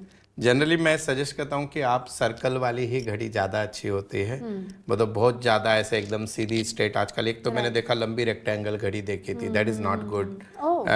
But you must use square भी अच्छा हो तो ठीक, पर वो ऐसे स्क्वीज नहीं चाहिए। But the best design is a circle give overall growth. वहाँ पे उसका एस्थेटिक बहुत अच्छा बैठता है कांटों का।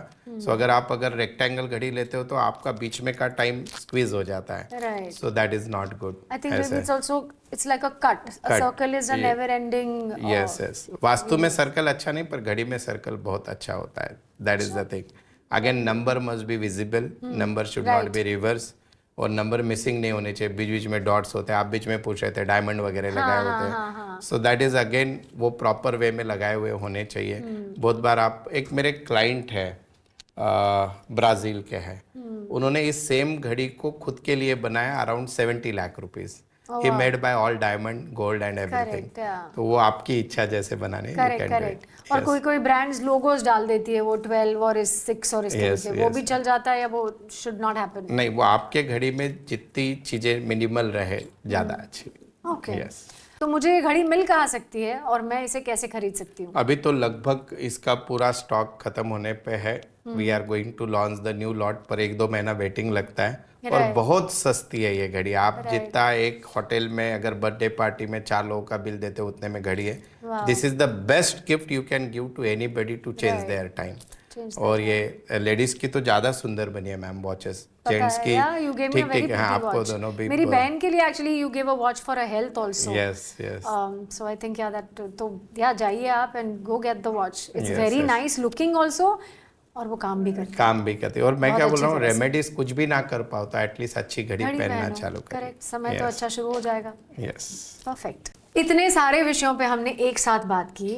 Thank you so much Navneet ji, आपका बहुत बहुत शुक्रिया कि आपने अपना नॉलेज हमारे साथ इस अच्छी तरह से और इतनी अच्छी तरह से और इतने दिल से बांटा है। Thank you so very much. We will be right back. We will come back with another episode very soon.